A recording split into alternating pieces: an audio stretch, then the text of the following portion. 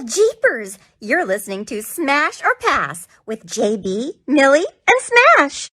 So in today's episode, we are going to be taking a look at Scooby Doo and the Legend of the Phantosaur. So for me, again, and I'm not sure with JayBee as well, I believe this was a first watch through, and we have Smash here as ever, who is our expert. Yeah, so for me, this is definitely this was my first watch through doing this, although I had seen clips of this movie, because there's like a few memes in this that I saw, I think on Twitter, but besides this, yeah, full movie watch through. Yeah, and the 3 times that I've watched this week in preparation for this was my first time watching it. But for those of you, again, who haven't seen it for a while, or was their first time seeing it like me, The Legend of the Phantosaur basically starts with Shaggy and some kind of trauma because of the amount of mysteries and the situations he just finds himself in. So everyone just needs to look after him. They take him to the safest place in America, and of course they still stumble across a mystery in the form of a huge dinosaur. And so it's all about, you know, trying to look after Shaggy, but at the same time also unmasking the dinosaur. And that storyline progresses a little bit as well. And I'm looking forward to going over that in this episode, because I think it's fair to say that this is the first one where I'm starting the episode like, I don't know what I'm gonna say. I like that. So it makes things interesting, and to be honest, I don't even think I know exactly what I'm gonna say, but I've got a general idea. But I guess in terms of Smash, what's kind of your background with this movie? Is it one you've seen a lot, or not too much? I think this one's a little more average for me. I wouldn't say I've seen it like a ton, but of course I've seen it a handful of times, just like any other Scooby movie. But it's not one I go back to a whole lot, but it's also not one of my least favorites. Yeah. See, I don't know. Like, I feel like I want to say this. I'm sat here with 2 sets of notes in front of me. I watched through this 3 times, and one of them on the 4th line, it says pass, like straight away. Oh, no, you were ridiculous with that. Yeah, I fourth was. watch through. I don't know why. Every 5 seconds, you were just like scribbling the word pass in huge writing. And then at the end of the movie, I was like, oh, that actually wasn't that bad, was it? I need to watch that again and not be so judgy and see what happens. And to be honest, we were going to record this last week, and because Milly, you were so rude to this movie, I think you sabotaged my alarm. No, I was just so sleepy last week. No, it was you that did it. But literally, just looking at, look, on page 1, you've written pass twice, and one of them is over a picture of Scooby's face, which I'm not sure why you've done that. Maybe we'll I didn't have that. space anywhere else. Okay, let's get into the movie. Yes, this is just nasty. So this is like the first one that springs to mind where we go straight into the titles. Oh, yes, because is it literally just straight titles on music, or is there a bit of... I think there is a little bit of context. No story at all. It goes straight into the straight into the titles. I think it's pretty much the same art style as we saw in the last one, and it's also more of a. I want to say it's more of a song than an intro. I don't know if that makes sense. I guess. Do either of you know what I mean when I'm trying to say that? Well, yes and no. Yes, because whilst the others have been used as a device to set the scene, for example, Camp Scare let you know straight from the get-go that it was a summer movie, and I think it was one of the others I think it was the first one, actually, and I forgot the name. What am I saying? The one with... Abracadabra. Yes, thank you. Abracadabra Do leads you into it. It's almost like the prequel to that story. Yeah. Whereas this is very much just a display piece of what's going on at the moment. I guess you could say that it's kind of explaining how Shaggy's trauma came about, but really it's more just classic Scooby-Doo, and they're in a spooky house and scares are happening. Except I think this is maybe the weaker song. Like, it's not bad, it's definitely catchy, but it's kind of more like it's almost like if Scooby-Doo was made into like a nursery rhyme, or like... Yeah, I would say if there was a bit of a Scooby-Doo party happening one day, and one of the party games was like, I want you to summarise Scooby-Doo in a song, This might be what kind of comes up. Like, I was in a really bad mood, I think, the first time I watched this, because literally, I've got titles, stole the art style from the last movie. I don't really like the song Pass for the entire movie. That was my first set of notes. Just because you didn't like the song Pass? Yeah. I was like, I don't know what was wrong with me that day. Like I said, I've watched this twice since then to make sure I've actually been fair with what I'm saying.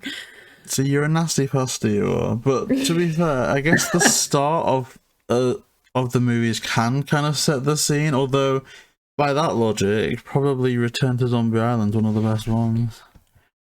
But like it needs. I've never seen that yet. Yeah, well, we'll get there. I don't want to see that one. Anyway, we're not there. We're not there. So you've literally written song sucks. I thought the song. I worded it differently when I said that. No. Thank you. Well, that's what you've written. So we're gonna take it all out and slap it on the table. That's what we're dealing with here. Okay. I think part of what I mean is we then go straight to Shaggy screaming, and I'm like, I want to see why this happened in the cold intro. We normally have we have a cold opening where we find out what's going on, and then I'd know why Shaggy was screaming. Right now, I just don't know. Do we know? So for me, like, I think that's even more confusing because it's just like, oh, if this had started the way it normally starts, maybe we know why he's screaming right now. I don't know.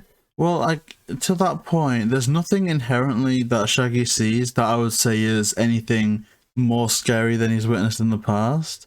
But maybe then it's like the build-up of stuff.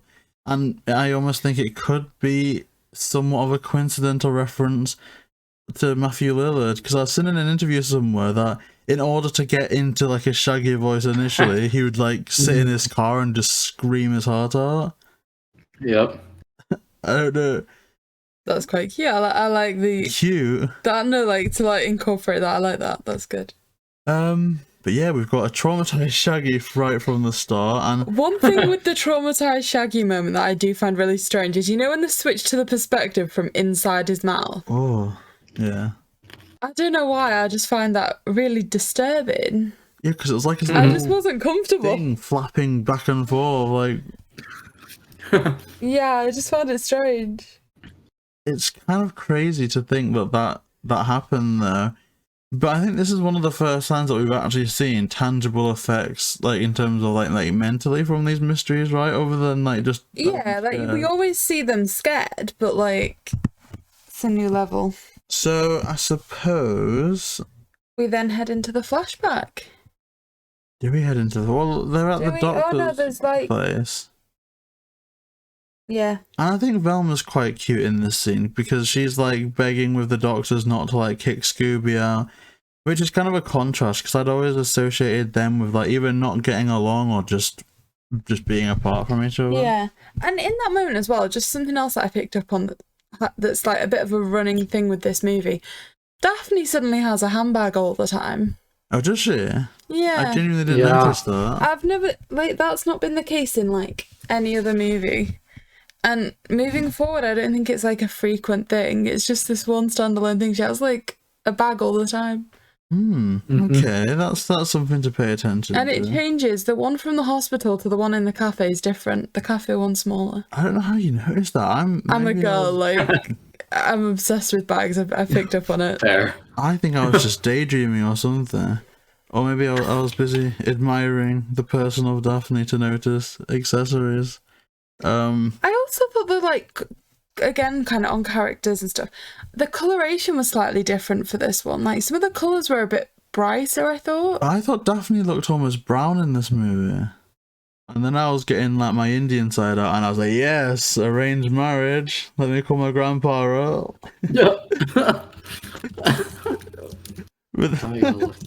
Oh, no, see, we should do this face cam sometime, because Milly's face. Did anyone? Oh no! Like anybody that was ever been cast as Daphne would have a restraining order against you. You were sat there rubbing your hands together, like, like, what's wrong with you? Look, I am very closely tied to my Indian heritage. I'll have you know, and I'm gonna relive it one day. Like, if we ever get married, there'll be elephants there. There'll be all sorts. Did you notice that the coloration in this movie was any different, smASH? Yeah, I just went to go pull it up because I didn't watch it beforehand. But it's weird because I feel like a lot of these movies now that were in Abracadabra-Doo, like starting at Abracadabra-Doo and throughout, it's like some movies have a like very particular color palette, and like sometimes you can like notice that they go back to them, like Franken-Creepy, Scooby Doo Franken-Creepy has like a particular color palette, and then instantly when the trailer came out for Scooby Doo, The Sword and the Scoob, I instantly was like, oh, they're back to Franken-Creepy's color palette with that movie. And so yeah, it's interesting if you pay attention to the coloring of these movies, there's like just particular ones for particular movies, and they'll sit and like go back and forth between them. Yeah.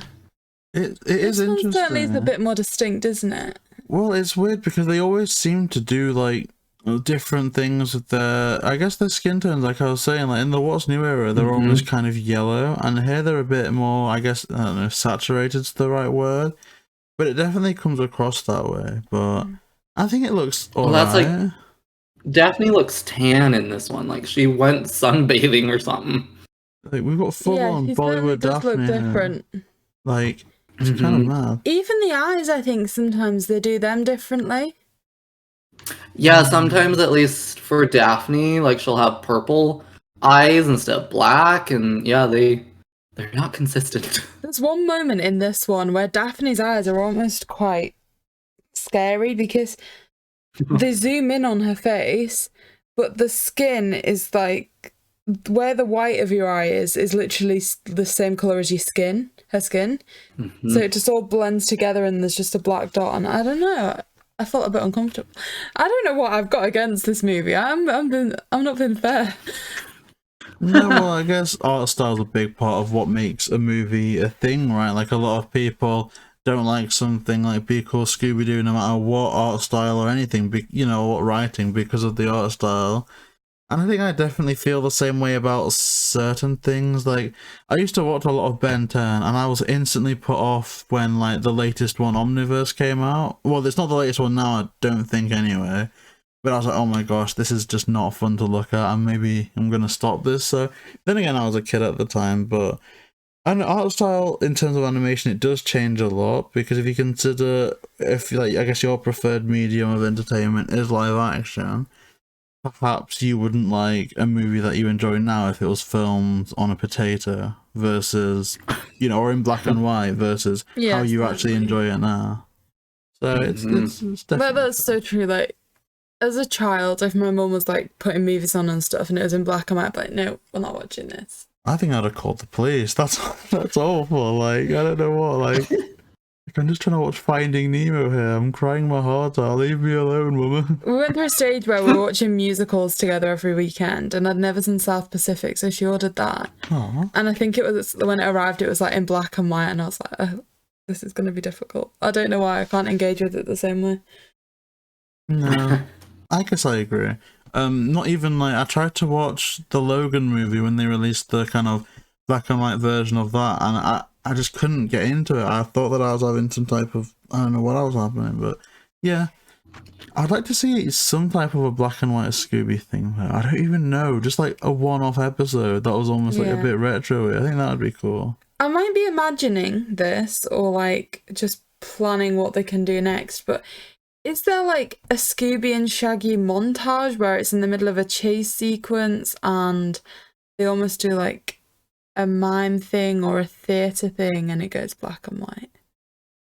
Yeah, that's actually in Be Cool Scooby Doo. I barely seen Be Cool Scooby Doo, but I did know that there was something. The only way... Oh, no, to be fair, if you were to wake up at any scene, it would be that scene, because you'd, like, fall asleep next to me, and I would literally be, like, rocking around dancing whenever there was, like, a song playing. Yeah. So it would probably have woken you up, and you would have told me to, like, stop it or something, and maybe you'd glimpse the TV. Maybe that was it. But, yeah, I did remember one. I didn't know where from, though, so thank you so much. So now I think we're up to the flashback, right? Yeah, if that's good. And in my mind, this would have made a good opening.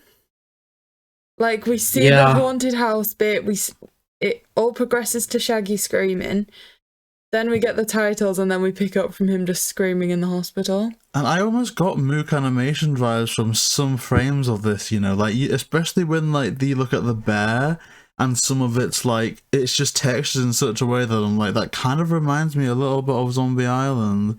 So I was definitely feeling that it was a bit more, I don't want to say realistic, but gritty. I guess that's kind of the buzzword that people use to describe something a bit more dark in nature.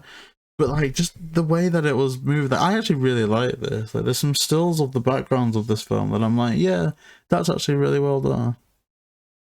Mm-hmm.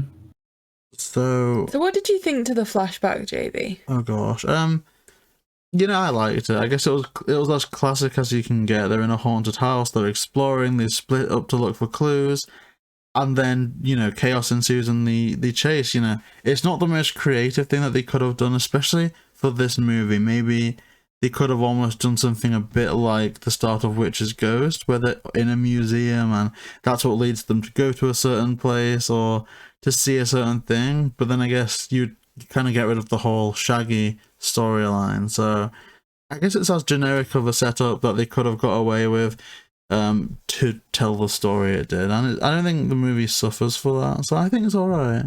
I think it's fine. But what did you think about it, smASH? Yeah, I don't know. It kind of felt, I mean, yeah, it set up the whole Shaggy kind of scenario, but I did feel like it was a little useless, I guess, in a way. But at the same time, I always get upset when, like, they start a movie at the end of a mystery, because I'm like, no, I want to know what that story was. And so I guess I can appreciate it for that. We at least got, you know, a good chunk of what that mystery was. But I don't know. I guess I kind of agree with you guys. I wish it was a different mystery to kind of correlate with the movie's mystery a bit more, because it just seemed a bit disconnected from it all. Yeah, like, it very much just seemed like a device to get Shaggy in that position. I personally, one of my issues with it, oh gosh, I do sound so negative with this movie. It does get so much better, I promise. Like, you see all the ghosts flying around, and then the reveal at the end is that there's one hole in the ceiling. So it's like, how have they flown all over the building? when we see this, there's one hole in the ceiling, and they've been operating fully from that.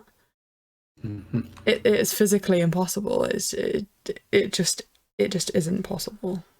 Yeah, I'm almost wondering if they could have used this as some type of opportunity to include a character that's in the main storyline. Like, I'm thinking, is there a way that they could have just been in, like, a cold open museum tour, maybe led by someone like Windsor, and then they could go, oh, well, Shaggy is here, maybe we can go to this place because it's really nice. I don't know. But it could have connected somehow. But I don't think it's particularly bad that it didn't. It was just, you know, we need to get Shaggy traumatized, so let's do it the best way we can.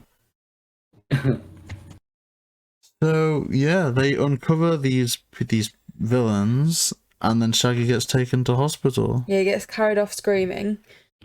And then we flash forward again, and the doctor literally is just like, stop screaming, and instantly he stops. Yeah, which they say that, oh, well, people listen to doctors, and it's kind of like, oh, that's kind of funny, but like... Your parents are both doctors, I can vouch for the fact you don't listen to doctors. Well, no, it's like an apple a day, innit? An apple a day, that's all you need. But I don't understand how this movie is how it is, because the opening titles are like a flashback to what happened, and then we've got a flash forward, then it flashes back again, then it flashes forward again, and it's a bit like, I think that they try to be a bit too, not clever with it, but they try to be a bit too, like, you know, oh, but why is this the case? We'll show you now. When I think just keeping things in chronological order, as much as it would have been simplistic, I think when they're telling something so simplistic, as in Shaggy's going to be a bit crazy at the start of the movie, so we're going to have to send them somewhere else, that's all they needed to do. And I think that would have been perfectly fine. I also think that, like, especially for a younger audience, if I'd have seen this when I was young, hearing the line that, like, Shaggy can't solve any more mysteries, he's not allowed in the mystery machine, for me would have been like, oh my gosh, no way, oh no. Yeah.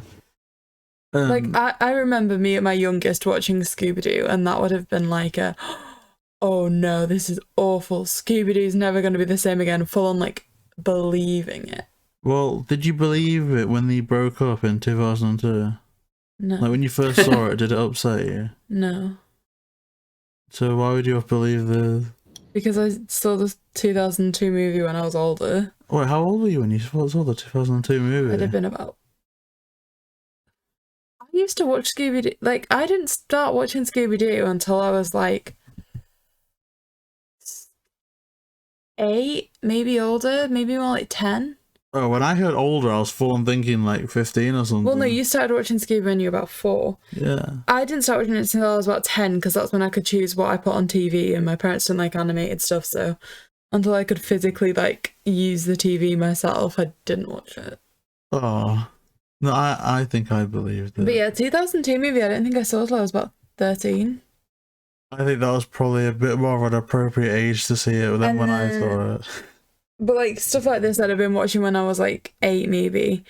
And when I said that, I'd have been like, oh, no, like, it won't be the same without Shaggy. What are they going to do?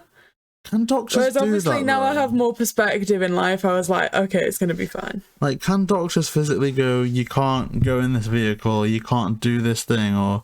Like, doctors can advise, but they can't, like set up injunctions against a certain act unless it's horrifically illegal, right? Yeah, no, they'd have to make some sort of like lawsuit type of thing. Like, no, he totally could have gone in the mystery machine. There's nothing the doctor could have done. That's crazy. Like, when I had my aneurysm, they said it means that you can't go scuba diving, but I think it means, well, I don't know. They couldn't arrest me. It means there are implications if you do it. Like, you can't do this because it would have a negative effect on your health. So that's what Shaggy is doing. He cannot go in the mystery. Well, he's advised not to go into the mystery machine because it could have an adverse effect on his health. If you get diagnosed with an allergy, they'll say you can't eat something. That doesn't mean you lack the physical capacity to eat something. It just means that your health will suffer as a result of doing that. Like Shrek, innit? When Donkey had the right, but he didn't have the capacity. Yes, JayBee, like that. And no, you know what? We actually had a medical law teacher at university that played that clip as an example. Donkey, you have the right. What you lack is the capacity. It was like in regards to like medical consent or something, right? Yeah. Yeah. Like you can have the right to do something, but the capacity that you might be a bit, I don't know what the PC word is. You might be a bit unable to do something. I don't know. But yeah, so this doctor's a bit power hungry, to be honest. I think they should have been unmasked at the end of all of this, to be honest. I think they're kind of crazy. But, that would have been a plot twist, honestly. You know, yeah, like, you know, they just didn't want Mystery Inc. interfering. That's why they told them they couldn't do that anymore. Why I like made that. this movie better? See, I was joking, but thinking about that, it's because it's this character that you meet at the start and kind of forget about. All the rest of the movie could have just been flashy distractions, whereas in actual fact. But then I guess the issue then would be, how would the doctor know that they'd be interfering in that particular place? Because it's Mystery Inc. They interfere in every place. We've seen them in Australia, like, we've seen them in Paris, we've seen them everywhere. I mean, maybe the dude that owns the resort that they go to, maybe he would have been like, oh, he's gonna open that, so obviously the gang is gonna come over. Or maybe it could have been like a recommended health retreat that they advertised there. True. If they really wanted Shaggy to relax, they should have just sent them to England, because nothing happened there. Sword in the Scoob. No, nothing happened. Send them to what? Send them to like Cornwall. Send them to where you're from. The worst that could happen is a seagull eats their food, and I don't think anyone's stealing Shaggy's food, except maybe Scooby. I mean, I'm gonna say that someone stealing Shaggy's food he'd find more traumatic than half of the ghosts he's seen. Maybe. Honestly. Then again, that's a vibe, because like you can't go stealing food, that's mad. Okay, so then we're at the next scene, which is the coffee shop. Oh, I love this. And Shaky Joe dear. is a vibe. Like, especially... Shaky Joe's great. I was Yeah. getting some weird Lester vibes. I don't know why. It's like it's jittery Lester. Yeah. Because I go through some amount of coffee a day. Like, I'm surprised I'm not shaking 24/7. But it was actually really funny. And just having like quirky character there as just like a side character, it just does a lot to flesh the universe out. And it's also when we're kind of given a bit more of an idea on timeline, so maybe if Smash could fill us in somewhat here, but we understand from this that Fred is in high school, whether that's at Crystal Cove or Coolsville, I'm not too sure, but this is what we're dealing with right now. Yeah, it's kind of nice to see more depth to them because quite often it's literally just, here's the mystery. Whereas this is kind of like, okay, this one's a bit more of like a here's their life around it as well. Mm-hmm. But I like this storyline a lot because I don't feel like a lot of people can relate to being chased by a Phantosaur or being told to like not solve mysteries anymore. But I kind of think Fred maybe grounds it. I mean, they abandon the storyline almost immediately and only raise it later. But I think this type of thing, it makes Fred likable because you could imagine that happening. Like, I think I've failed a few like exams in my day where like I've had to like either try and redo things, or even at school, like I'd gone through like a bad time when I was just doing so badly and the teacher was like, "What are you doing?" And I was like, "I don't know. Like, I'll do it later." So it's a very relatable to some people anyway. I guess if you're really smart. Like, I don't think Millie could relate to that. Could you? No, I could. But it's a very human struggle that they give Fred, and I think that's pretty nice. Mm-hmm. One thing that I don't understand is just, again, before that, you know the Scooby, like, caffeine animation? Oh my gosh, yeah. Does caffeine actually make anybody like that? Because I've never had a coffee and been like, yes, I'm awake now. Well, Like, before we record sometimes, if we've had a particularly long day and we've not had like chance to rest or anything, JB's like, right, I need to make you a coffee, Millie. And I'm like, well, that's really sweet of you. That's really, really kind. But I never feel any different. Mm.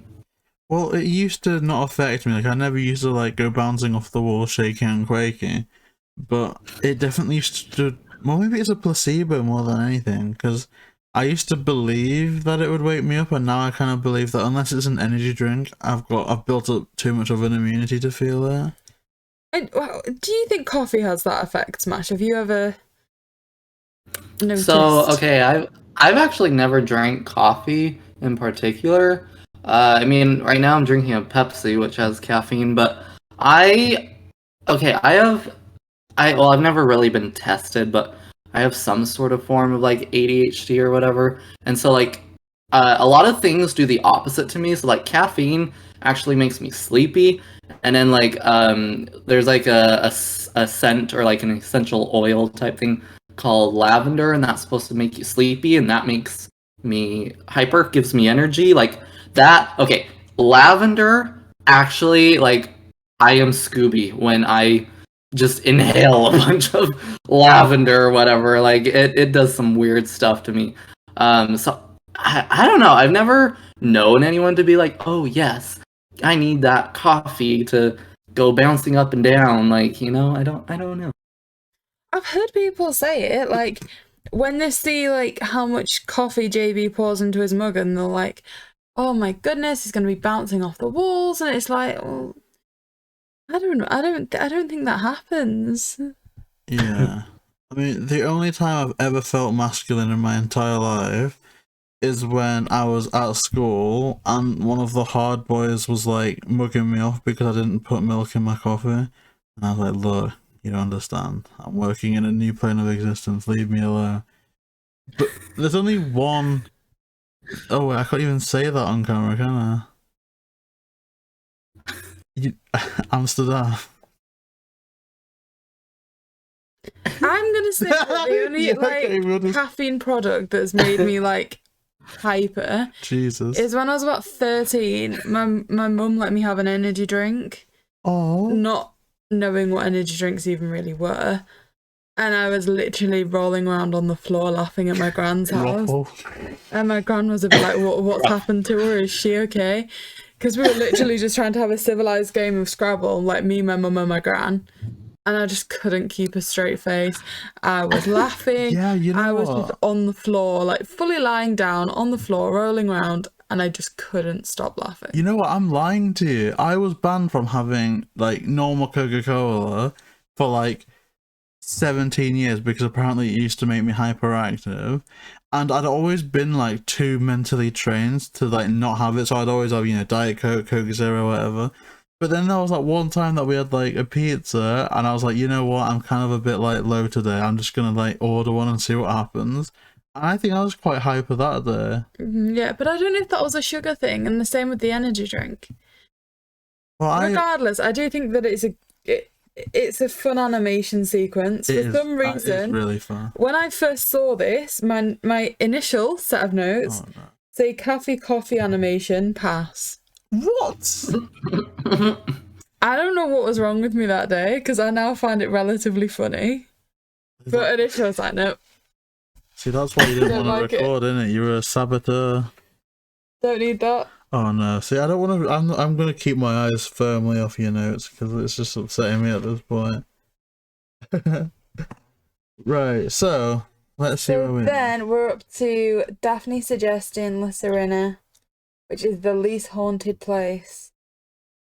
Why go to this place? Because it's the least. What is Well, it the second it marketed says the least haunted place, you know something's gonna happen. Well, it's Scooby Doo, so you know something's gonna happen. Yeah, like if you need to advertise it that much, chances are it isn't that. There's no Clearly something happened there. Yeah. Like, yeah, like there was this huge thing, and then it's like, we are now proud to announce that there is, like, you know, on building sites when it's like, oh, there have been no accidents for 10 days, and it's like, okay, well, congratulations, but at the same time, the reason you're saying this is because there was literally an incident 10 days ago. Yeah. You've got to have a reason why you're promoting what you're saying. It's like, so I work at Michael's, which is an arts and crafts store here, and sometimes we'll get like products or whatever, and we'll read the packaging or whatever, and like sometimes there's such weird warnings of like, you know, don't eat this, don't sniff this or whatever, and we're like, okay, if they have to put that, someone did that. Like, yeah. Oh, you know, I didn't think about it. There needs to be like age restrictions on the stuff. But to be fair, JB's like got embarrassed then because he literally, whenever he buys anything, he has to smell it. Like, if we go to a store and get a new book, he loves the smell of new books. So instantly he's like smelling that. Whatever it is we get, he like Pokemon cards, he'll sit and smell them. Oh yeah. Oh my gosh, packed fresh Pokemon cards, like. So when you're like, who's the person that actually did that? It was probably JB. JB. Well, it's just anything. Well, okay, I guess nowadays, or you know, like when you had like disease or rife and stuff, I couldn't go out sniffing stuff there. But like anything packed fresh, I don't know why I smell stuff. I just need to do it. It defines who I am. Oh, I do it too. I think in another life I must have been a sniffer dog or something. You've just got something with like sense and stuff. Like your mum told you off like 2 days ago because you've used a full bottle of like fabric conditioner. Yeah, I for three sets of washing. It's meant to last for 40 washes, and you used it in 3. Yeah, she's minging in it. Just because you like the smell of it. Yeah, I just don't think she buys enough. It's not nice. The next part of the movie that I think surprises me is Shaggy getting a tattoo. Yeah. Oh yeah. I don't know. I don't know. Because I'm not pure soul by any means, clearly. but I don't know if that was age appropriate. Like, I don't As think... well as like making them just look so fun, like, oh look, if you tense your muscle, this happens. I was like, Is it a bad thing in media, if that makes sense? I have a gauge on where that is in terms of edginess. Like, I guess you'll never see Shaggy like drinking alcohol or smoking anything or something like that. So where does tattoos rank? Is that a universally bad thing, or is it kind of accepted now? Like, would we see him getting a piercing? Is that considered bad? Because I see like babies getting piercings nowadays, which again I don't think so. piercings I don't think is a thing. You can get them at any age, but like tattoos are age restricted, aren't they? Yeah, I feel like it's, I don't know. Okay, so I mean, where I live is honestly pretty conservative. You know, you see people with tattoos or something, and a lot of people's instinct reaction is like, "Oh, ew, that person's gross," and you know, I don't like that. I'm like, you know, it's what they wanted to do. It doesn't define who they are and whatever. And now, especially like, I have blue hair, and one of my friends that I live with just colored hers purple. Like, she actually just told me a story today. She was at her job, and a lady came into her store specifically to tell her that she should not be working because she has purple hair, because it's not professional and no one should ever hire her with purple hair. And it's just, it's so stupid. It's like, let us be creative in our own way. Like, why? I mean, yeah, sure, maybe like tattoos should be a little age restricted because of things, but like, just what? I don't know. For me personally, Shaggy having a tattoo, I didn't really think much of it, of like, oh, why did they put this in? So I don't know. There's just my 2 cents. No, I agree with you. Like, you do get people that are so conservative, but then, like, for example, my gran, okay, when you go to the doctor's surgery around, like, where I'm from, there's one man that works there who does, like, all the blood tests and stuff, and his arms are completely covered in tattoos, right from the top to the bottom, and he always insists on wearing short sleeves as well, which my brother loves tattoos, and this person is amazing at taking, like blood tests and stuff. So me and my brother are like, yeah, that's fine, he's great. We'll actively specify, you know, they're actually really good, we want to see them. Whereas my gran going to like the doctors, because my gran's obviously from a different generation and stuff, is like, Yeah. no, I don't want that to take my blood. Like, oh gosh, I don't expect to go into a doctor's surgery and see like like 2 full arms of tattoos and stuff like that. That it is like, I don't know if it's a generational thing, like you're saying about a conservative thing, but you do meet people who it's like, okay, well, they're incredible at what they do. Just allow it. Like, they've made a decision. It's their decision. I think the only one thing that gets me about it in this movie is it's the first time we've seen a link to them being students. Like, Fred's failing science, and then in the same movie he gets a tattoo. So it's like, maybe the ages there just don't quite balance very well, but yeah, that could make sense. And what is defined as high school in America? Like, how old are you in high school? High school, let's see.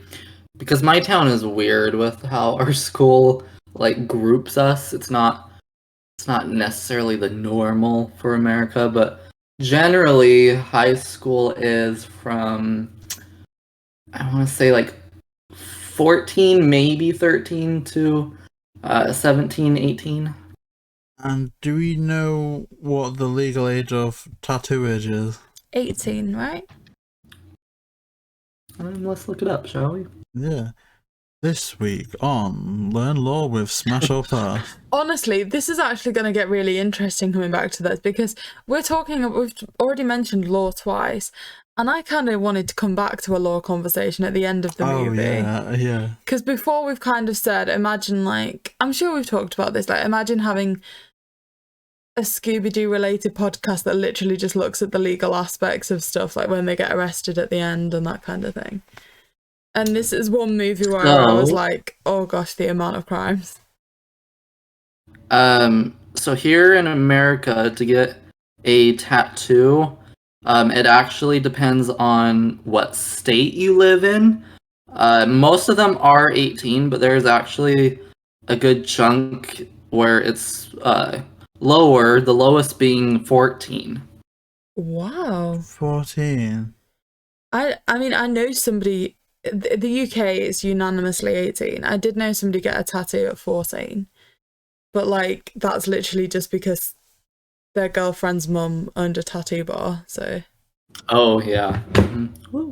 I mean, there are some tattoos that look really nice. I could never have a tattoo of my skin. They just suit some people. And I've yet to find a person of colour like pull off a really nice looking tattoo. Bearing in mind I don't go out searching for it, but it's kind of like if I were to go out, or someone with my skin tone were to go out to get a tattoo, it's like it'd be stupid. Like that's ridiculous. But I don't know. There's like very few tattoos that I would like. I just couldn't do it because of everything I've already gone through. Like just needles in general just terrify me. But my original cardiologist before I became an adult and had to get a new doctor, he would draw what my heart looked like every time they like do a procedure and alter it a bit, just so we can actually kind of see like what it looks like and how it's functioning and whatever.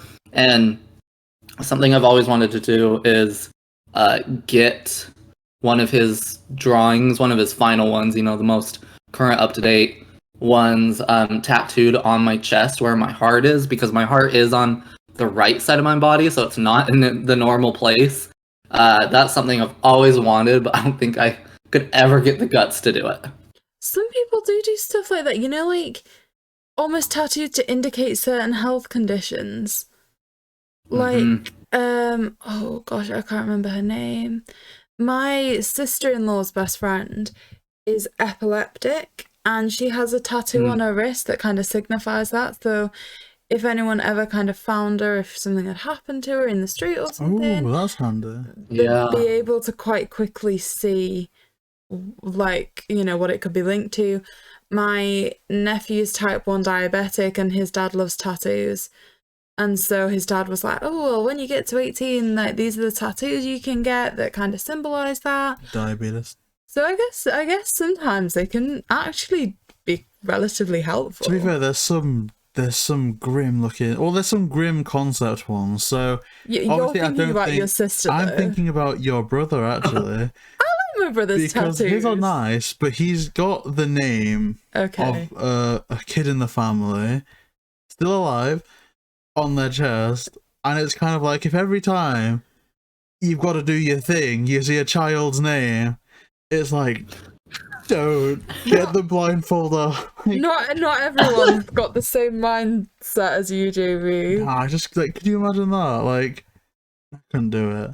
I just couldn't do it. A lot of people have like their child's name tattooed on one side of their chest. I think it's a. I want to. Then you have to see it. You have to see it in every time you get the changed, moment. JayBee. Yeah, every time you get changed. And then you just feel grimy. The only other tattoo I'd really, really want is actually Scooby related. I really would like to do on one of my arms. There's a picture, and I can send it to you guys, but it's basically the gang running like in line, but just silhouetted, so you don't you don't get the details, but you can tell who it is. I think that would be so cool to have. That would make a very good tattoo. Can we get like SMASH or PASS tattoos? You can, yes, JayBee. No, because SMASH could have like SMASH on the hand. I could have like OR on my hand, and you could have PASS on your hand, and then when we all reunite, it's like we put our fists together, and it's like it's the Trinity. As you've explained, you do have a phobia of needles. Yeah, I would never get a tattoo. Like, and this is like one thing. I struggled to take you for vaccinated. Well, you've actually done really well. You've improved, but I like just knowing that I could live to 95 years old, but whatever version of me goes, however I go, whether I fall down the stairs or I go in my sleep, that body's gonna be tattooless 100%, and just those that knowing that for a fact is a bit scary. Not that I'd want one, but just like, I don't know. I just don't like thinking that too far ahead. But yeah, I could never do it unless it's like, well, I just couldn't do it. I think it's like circumstances where like you were really, really ill as a baby, and then you've been ill a few times since being a baby. Yeah. So there's like lots of hospital stuff, lots of like needles, and so now like you've got a lot better. But like even vaccines and stuff can be a big thing for you. Like you can get quite stressed about them for a few days before. And like one thing that you said when you first met me was like, "Oh my goodness, you don't have PhDs, yay!" Because again, that's like needles and stuff. And the entire like concept of needles just freaks you out.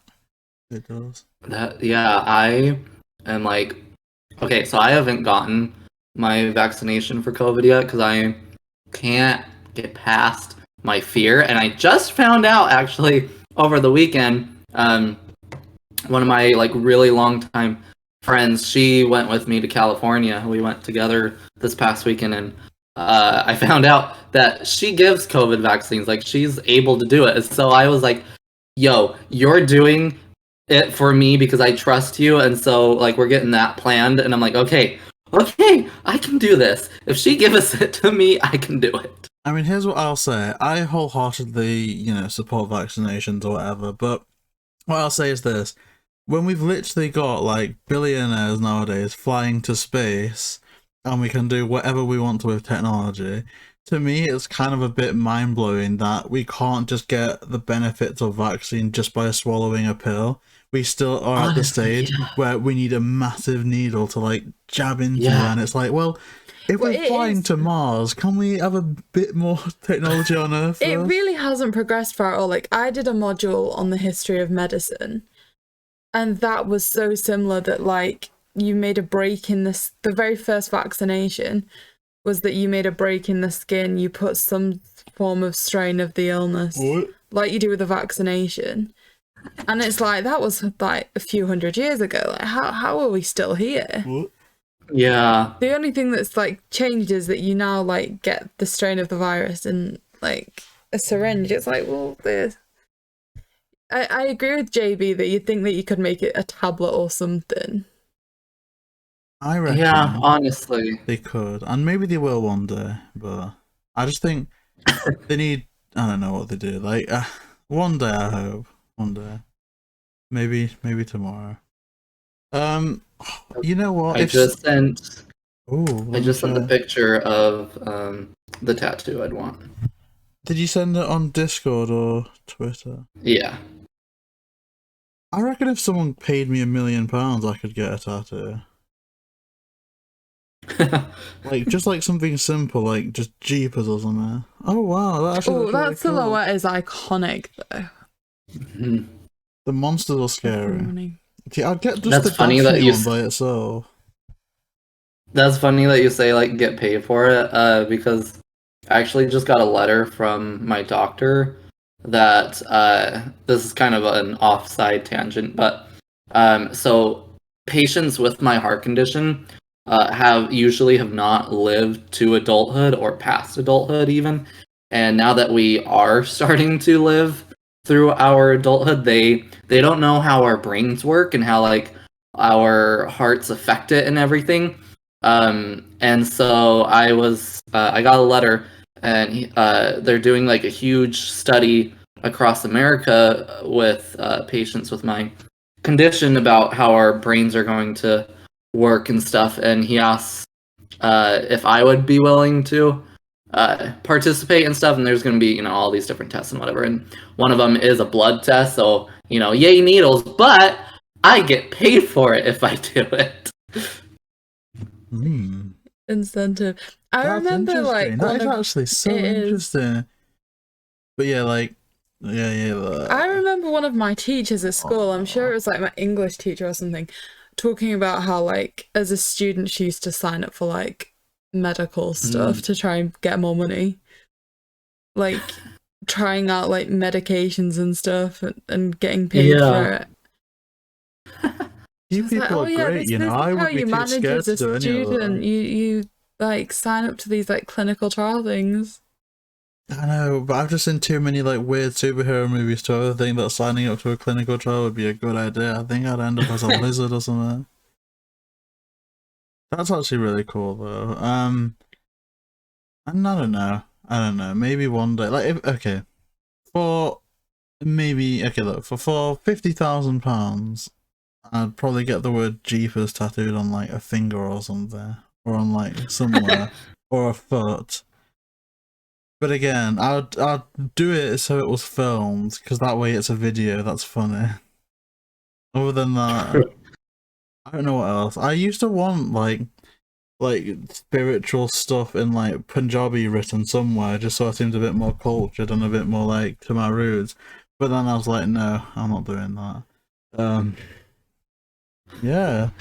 Tattoo tangents. If anyone has an interesting tattoo, please let us know in the comment section. Yeah, show us our best tattoos. Do it. Tweet at us. We'll pin Scooby it. tattoos. Yeah. Scooby tattoos. Yeah, if you have any Scooby tattoos, please send them our way. We'll. We were on the train today and I noticed the persons that opposite us had Mario tattoos. Mario. You know, on Oh, his that's fun. hand, like, I don't know what that part of your finger's called. Just above your knuckles. He had like different Mario symbols. So there was the red mushroom, the green mushroom, Aw. the yellow star. Wait, what was it coloured in? Yeah. Oh, cool. Okay. I That's want that. like an infinity gauntlet there. Just like on my arm. That way I can just. It all goes away. So, that was our tattoo tangent. We're now up to the mustard machine. Oh, well, the mustard machine was, Oh, yeah. was fine. That was pretty funny. I quite like clever like plays and stuff like that, like how it literally is just swapping letters out. Like, I wonder who it was that thought of that and how long they were sat trying to find words that you could just swap letters That'd out be for. fun. Like mustard, I don't know. Oh gosh, we could, you know what? This is great. I can literally go on a tangent about mustard. Like, I'm not going to, but I could. But I would say mustard is probably scarier than ghost. Like, mustard is just a no-go area for me. Like when we did a video about like islander hunting, but with penalties, I was like eating like the devil's chili or something.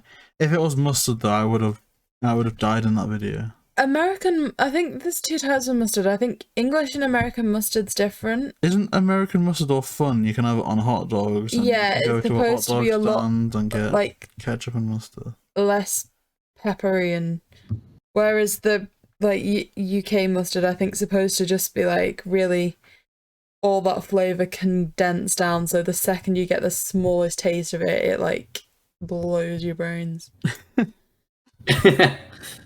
It's definitely awful. It's definitely awful. But let's see. Okay, so then we meet Mr. Hubley. Did you remember the names? I actually didn't know any. The only person's name that I remembered was Windsor. That was it. I didn't remember. Hubley on one and Hobley on another. Who is Hubley? Is Hubley the guy that owns the place? Yeah. And that makes the PLR, is it? So Hubley is a bit ominous, you know. They're a bit like, oh, well, I need more space for this bit of land, but maybe I need to like dress up as a ghost and stuff. Yeah, that was a bit weird. But it clearly wasn't them though, because I feel like when it's so obviously pointing towards someone, chances are it isn't them. Yeah. And something else I noticed is when they sat in the hot tub, did you notice that they reused the swimming outfits for Camp Scare? Because obviously we were talking about them last week. Because Velma's was just like plain white, and we were a bit like, I don't know that would like line up. And they just like redid the same thing again. Yeah, I didn't notice that. I was good this time. No, I noticed that. Well, maybe I noticed it a little bit. We'll say that.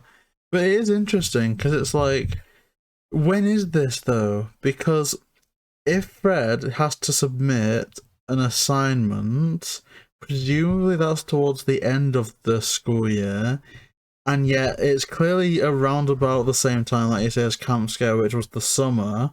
So have they just jumped from a summer mystery to the end of the following year? Or maybe Phantosaur comes just before Camp Scare? Maybe that's why they've got swimming costumes in the first place. I assume they don't just have bikinis with them all the time. So maybe this was maybe on the way, or like just before Camp Scare maybe, and they're preparing for the summer. I don't know. It's anyone's guess. But you know, does anyone ever get envy? Sorry, I'm just progressing a little bit on here, of Shaggy and Scooby. Like, we're about to get to the all-you-can-eat buffet scene. Ooh. And by the end of it, I'm going to say Shaggy is substantially grown in size. And it disappears within a single cutscene where they say they've been walking for 5 minutes. I definitely I understand the witch's ghost when they've been flat out running out of fear. But to have been walking for 2 minutes and it's disappeared, I was like, Well, interestingly enough, I do. I used to be able to eat loads when I was a kid, and I was like so skinny. Like I could like pull the skin off myself. I could put like my hand under my rib cage. Like, all sorts of stuff. Oh, so me right now. Oh really? I wish I could get back to that, you know, because I'm so ridiculous. It's so bad because like I measured. Okay. Hi guys, if you didn't know, I'm going through some crap right now in my life and I've gotten a little depressed and I've stopped eating quite a bit. But I weighed myself the other day. I am 97 pounds. I'm tiny. Wow. You're like I'm 50 of you, pretty much. Well, probably not to the exact number, but like, oh my gosh. Like, I wish I could get back to that. That's the thing. You hear people weighing themselves and it's like, oh yeah, 97 kilos. And I was like, I'm burger meat right now. Like, I don't want to ruin anything. We did like a collab recently. I don't even know if I can say where it was, but it was face cam. And I'm not gonna swear, but I looked like SH1T. Like, I looked like pure garbage on that. Just like my double chin. Like, whenever that comes out, I'm not gonna watch it. I'm gonna listen to it and I'm gonna enjoy it, obviously, and support it because I do believe it was a really good video. But I just can't believe it. And I understand, you know, when kids, I think it's more or less a predetermination what you're gonna end up like, not based on your parents necessarily, but how you were raised. So I could imagine a chubby kid becoming a kind of bigger child, and then it kind of just progresses or maintains through adulthood, right? But like, and I've mentioned this before, I think I could have been a model from the ages of like 14 to 17, maybe even 18. Like, you know, literally like Bollywood's greatest, like chocolate James Bond. Absolutely gorgeous. Like, I would marry myself. I look like such a brown, like, oh my gosh. And now that I've put on so much weight, it's a difference because it isn't just like, oh, I'm just like a big guy. That's kind of how it is. It's like, well, what the heck has happened to me? Like, I used to be so good and now I can't even look at my own reflection without wanting to like vomit. It's like tangent, I guess. Look out for a collab and you'll see what I mean. But like, sometimes I just think, the ones that you mean, no one's gonna think that about you. If I don't lose weight soon, I don't think I'm gonna see the age of 50. It scares me because it's not who I was meant to be. I think I need counselling. If people, I encourage well, actually, I don't even encourage counselling. Like, well, not in the UK anyway. No, okay. A lot of it's rubbish. You're more mean to yourself than is necessary. Okay, no, you look. I can't use. Can I use the word banging? Stunning. Stunning, I guess. Sweet, thank you. Yeah, like, oh my gosh, like, you look amazing on that video. Like, but I just, I don't know. I look like racist propaganda for why immigration should be banned. Like, that's how bad I look. Oh my gosh, like, you can't say this stuff. I look terrible. Terrible. You don't. You are unnecessarily mean to yourself. No, I can make myself look okay. You were but in that talking video, about like people's natural progressions. Like, you were brought up with diet doctors as parents. Like you said, you were banned from drinking Coca-Cola for 17 years. What did you expect the second you left and got to have your own freedom and make your own decisions and find out that there's like food in the world that you'd never tried before?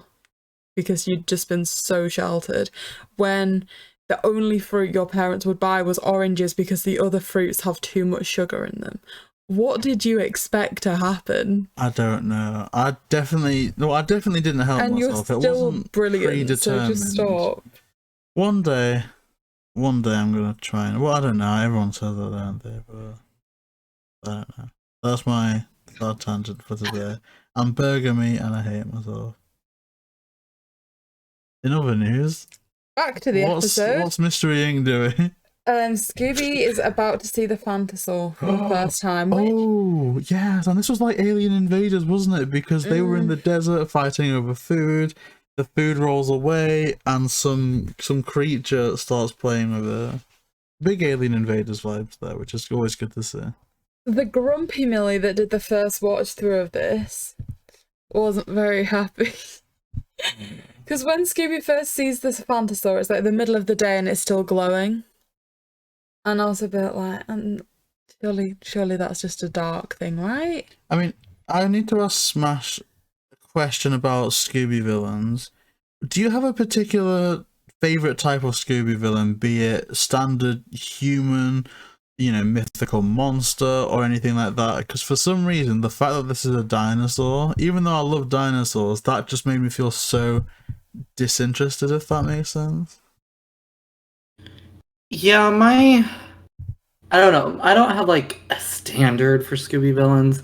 I mean, I do like when, they do like the occasional big monster, say a dinosaur, like the Yowie Yahoo we had in Legend of the Vampire. And I guess my thing is, and it really depends on what the monster is. Like, I always say, like, the very first episode of Scooby Doo with the Black Knight, I like that he never talks. He just kind of growls, because that makes it, for me, more of a being rather than a person in that suit. It's like the suit came alive rather than something's alive in the suit or whatever.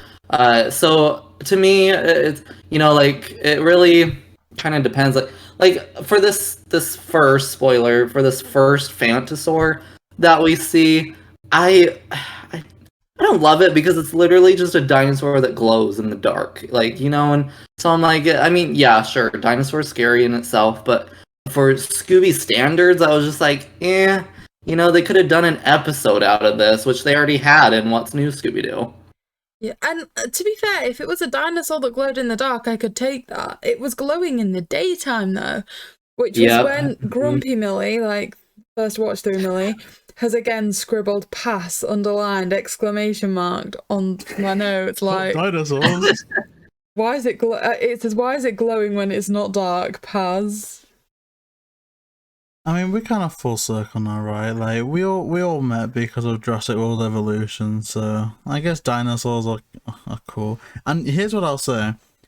What the heck has our planet become? Dinosaurs, the coolest things, like, ever. Imagine if you're an alien, and, like, you go to a planet, and it's Earth, but back in the dinosaur days. Like, you've stumbled across one of the coolest planets in the world.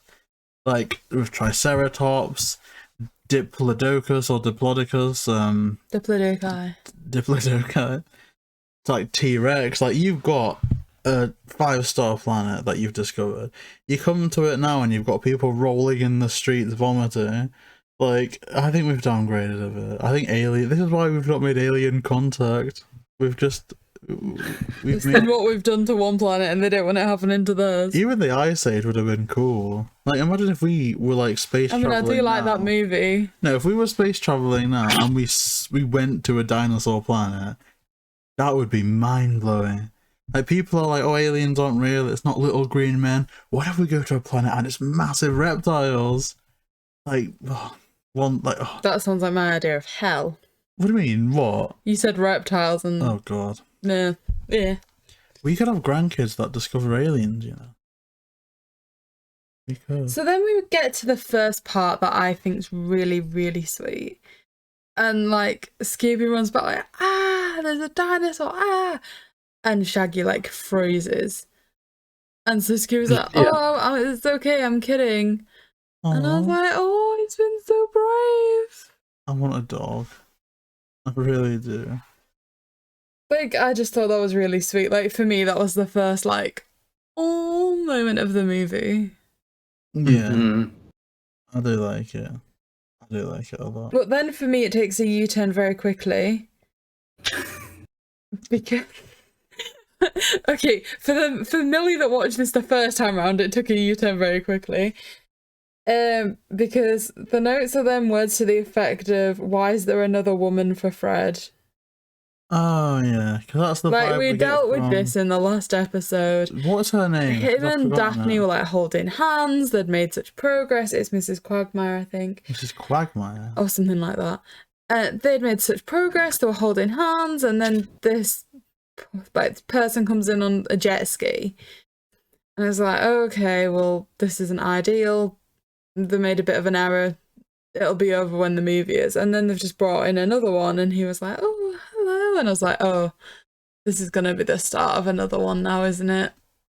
I don't need this. Is that technically a presumption? A sweeping presumption? The fact that if there's a young woman that is, by all animation means, attractive, that they'd be like just put in there to draw a wedge between Fred and Daphne? Well, we've just seen it done so many times. That's true. That it's like, at this point, when you see one, you just presume.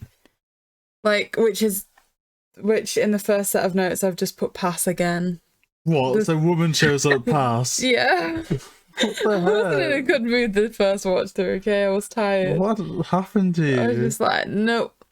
I don't like it. Why has he got a woman again? Like, why are they doing this, like, so many movies in a row? And then she didn't even turn out to be that central, so So I what was did you wrong. think of Windsor then? Come on, what do you know to say about Windsor? Reveal.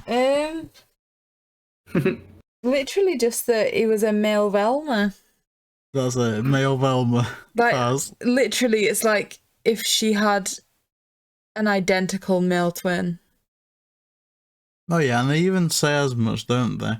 But I think that this is, I don't know what to Like, say. I about think it's this. less of a date and more like she's found a long lost sibling. Well, it's like Yeah. a Loki variant, isn't it? Or like they're falling in love with themselves. It's like Doctor Who when like they meet. It's bad though, because I feel like it's such a simplified, dumbed down look on not necessarily attraction, but more like people and relationships. Because it's like, and you see this done in like kids media all the time, where if you want to set up an obvious love interest, just bring like the equivalent, but else, like if that makes But sense. for me, that's rubbish. Like, if I met myself, like the male version of myself or another female version of myself, I'd absolutely hate them. Like, I wouldn't be like, ooh, let's have a romantic montage. I'd be like, okay, you're annoying, you're bossy, you're too opinionated. Please just go away. And you mean, I'm just kidding. Like me as well. If I was in a relationship with myself, like I don't think I could get anything done. Like I wouldn't know what taxes are. I wouldn't know nothing. So it's again just like a thing where Velma needs to like a love interest. So the obvious thing is just let's have a male Velma. And what's with this theme of Velma, like, having love interests at the minute? Like, Camp Scare, the policeman came up like, ooh, hey, beautiful. This one is like, hi, identical twin. Well, I do prefer Windsor a lot than that pervert from Camp Scare. Like, I think Windsor's an improvement, if nothing else, but for the fact that he isn't outwardly trying to be like misogynistic or perverted.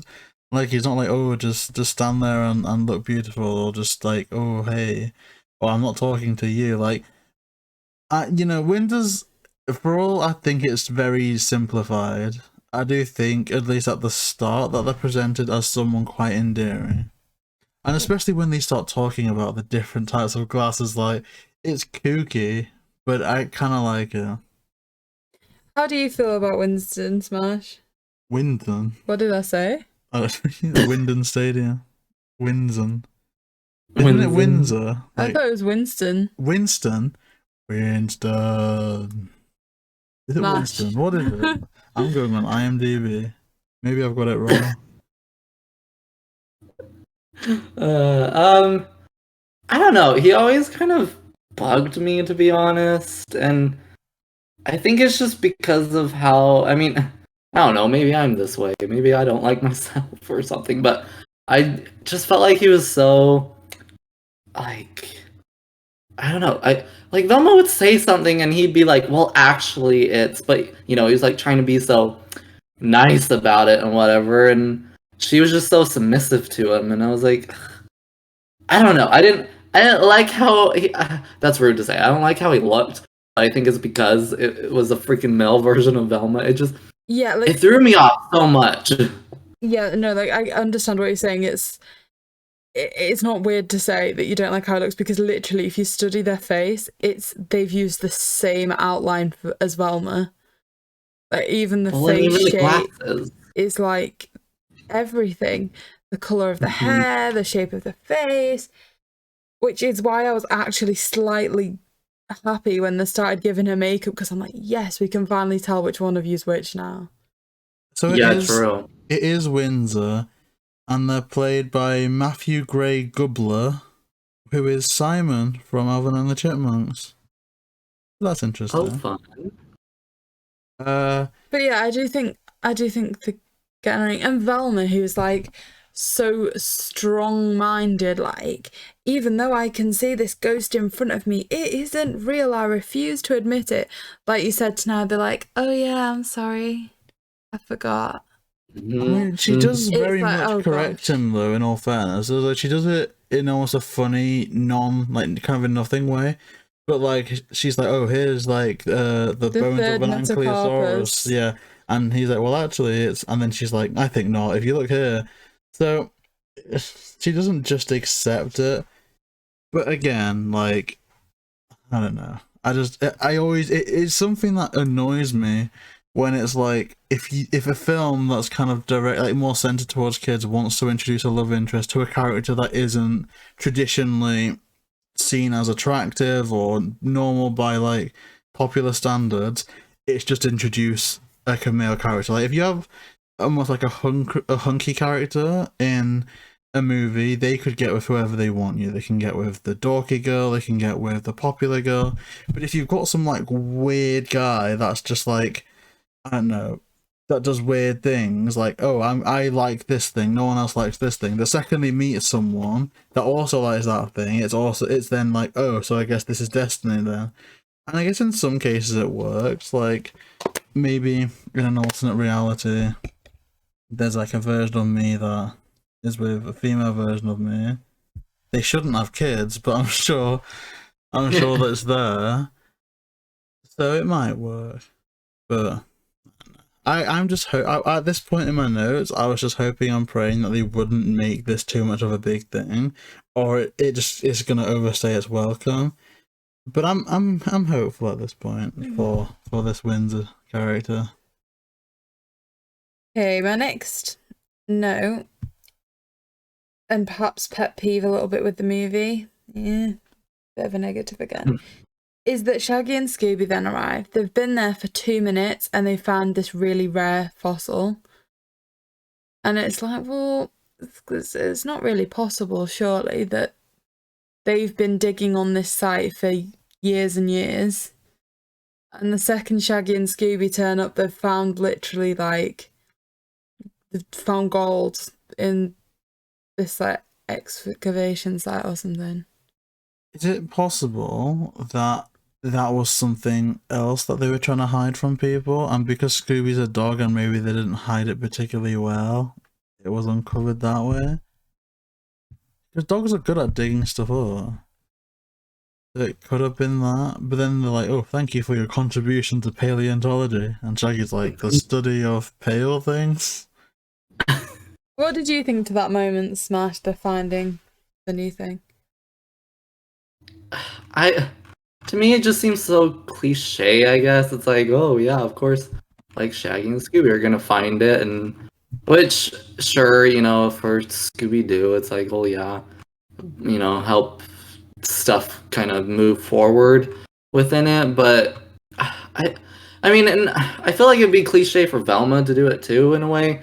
I honestly feel like it should have been Fred, because they kind of like go to the dig site for Fred, and so I felt like he should have been the one to maybe accidentally find it and then be like, oh wow, like, yeah, we definitely need you then. Yeah, like, this is meant to be Fred's movie, and I guess from the start, Shaggy as well, really. When really, it does turn into the Velma show a little bit. I guess that's the issue. Like, they needed one reason to come to this place. That's the story that they wanted to tell. A lot of it is facilitating just the next bit. And I almost wish that they'd, like, put Shaggy's thing to the side and focused on Fred maybe being a bit worried about passing their next exam. Yeah, like, I mean, what did he actually do there to pass the thing? Well, at the end, Yeah. it's kind of like, oh, because we discovered this thing, the teacher called me up and said that I've got like a B-. And that's it. That's all. But is that what did he do? We saw Winston dusting skeletons, but what did he do? He dusted Winston. What he did. So then I believe the Phantosaur appears for everyone. Yeah, and And I think they freezes look a again. little bit terrifying there. What, in the door? Yeah. I mean, they look as terrifying as can be. Again, I've just got such a disconnect with it being a dinosaur that it's just, I just can't see them as overly scary or imposing just because I'm the type of person that I can watch any horror movie ever. It doesn't matter how loud it is or how like gory it is. But as long as it's a monster that's, wreaking havoc on people. But if it's like a movie about like a killer, it could have like no blood or anything, and I just can't watch it. 'cause Yeah, it your just thing is you terrifies don't me. like to see people hurting people. No, I can't do that. But for it to be like some animal, some extinct creature, it removes the threat a lot. No, that's why I like a lot of the Stephen King things, because even The Shining, I'm kind of like, well, it's not really Jack Torrance, it's kind of like the embodiment of the spirits in the Overlook, so I can kind of get past it that way. But with this dinosaur, it's a bit like, okay, it's either a robot or it's something that can be defeated with a big trap or something. Yeah. It was never going to be anything too serious.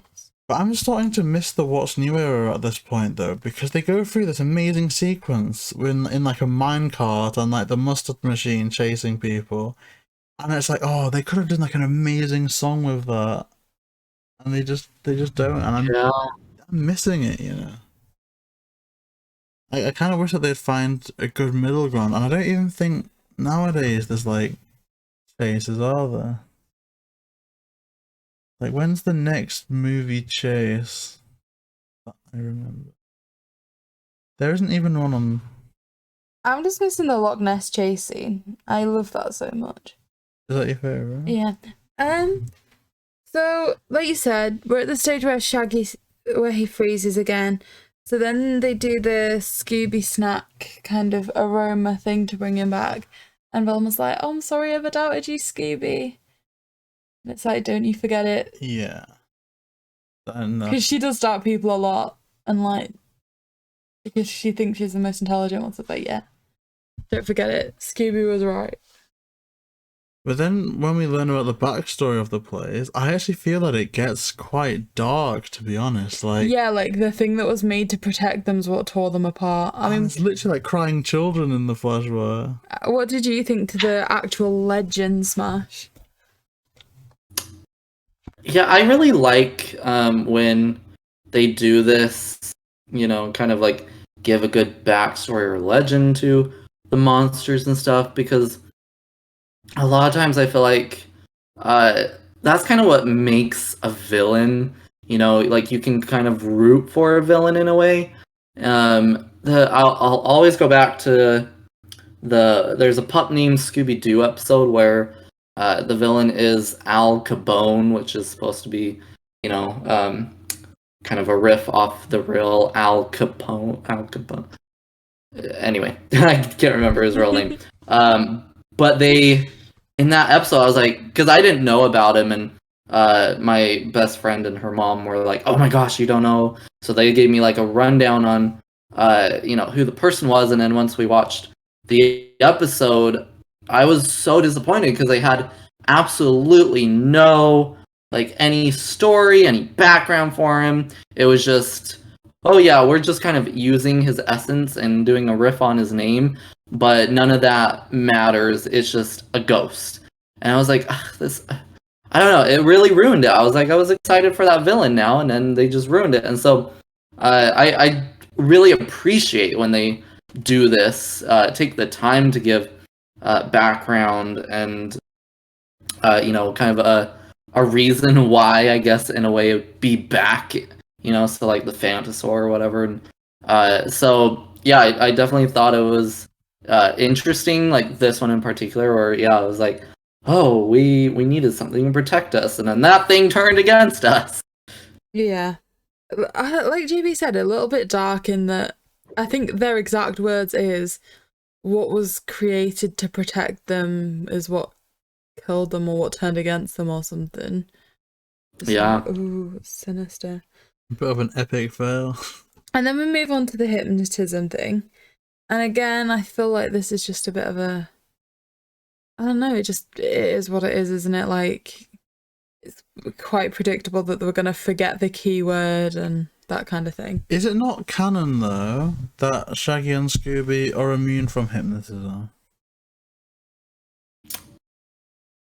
No, because remember, or no, because they didn't get hypnotized in Pirates Ahoy. There's a few different, like, timelines of Scooby, isn't there? Oh, then again, Shaggy gets hypnotized by the clown, doesn't he, to, like, fight lions? Yeah, oh yeah, that's true. You've got, like... Maybe it's just Scooby? You've got, like, your Coolsville and your... like, there's different ones. There's different branches of Like- the timeline. Like you said, there's times when they do, times they don't. At this point, I feel like Scooby's timeline is just that the excuse is literally just that there's different timelines. But there's people you can pay for nowadays that will offer you this service. Like hypnotizing you to believe something. Yeah, you can get like hypnotic treatment to help address some phobias. Like, I'm sure my dad's sister had a really bad phobia of, I think it was spiders.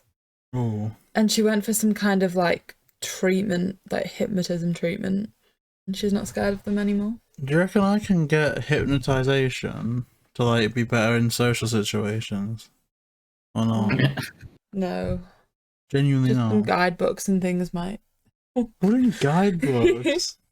I think your mum bought you some. Well, like how to talk to someone, approach them, don't make creepy eye contact, say hello, ask them how they are. Yeah, I feel like we need to start off with the basics for you. Maybe. Okay, the next little thing that comes up, and it's just like a little passing comment, is calling Fred's ascot a scarf. Mm. And that was the guy that owns where they're staying, and I was just like, it's not really necessary, is it? Does it help the storyline that the hypnotist forgets what the keyword is to trigger Shaggy? Or would it almost...